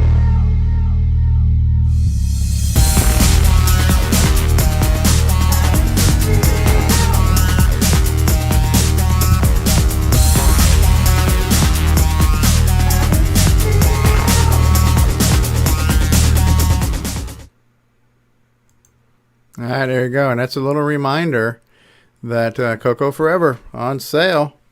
CocoForever.gracenote.ca. Use promo code COCO2018 for half off the entire season for $9.99. $14.99. That's only $1 per episode for the audio drama, the bonus content, the magazines, the videos, the interactive Coco software, you name it. You got it. Good show, guys. Thank you. Have we ruined our ability to have an after dark because we went 7 hours on this show? Anything's possible. I want to have some dinner, and then I probably want to play a little bit more of my Tomb Raider game. But yeah, I think we could do an after dark, probably around 9-ish, if anybody's up for it. Oh, good Lord. Really? After all this? Straight from the bathroom, we'll have Grant Leedy. So, Yeah, I like Rob. Thanks, Rob, for the comment. yeah. We would have had a completely different sound if that was the case. It would have sounded like, oh, I can't even do it. Can somebody make that? What does it sound like when those things are removed? I don't know, but I imagine it's something like, when you go, boop, when you like take your little finger and make the popping sound. Boop, yeah, there you go. Sure it's not the drawbridge sound? Yes. All right. Not to mention what Grant forgot to do. All right. So we're gonna press the button here, Frank. Any other parting thoughts, words of wisdom? Not for me. Anyone? We're bankrupt now. Have a happy New Year, everybody. Happy New Year, everybody. God bless us, everyone. Next Happy year. New Year, everybody. Next year. Well, let's thank the people in the live stream. I forgot to do that. Right? Who was in the live stream today?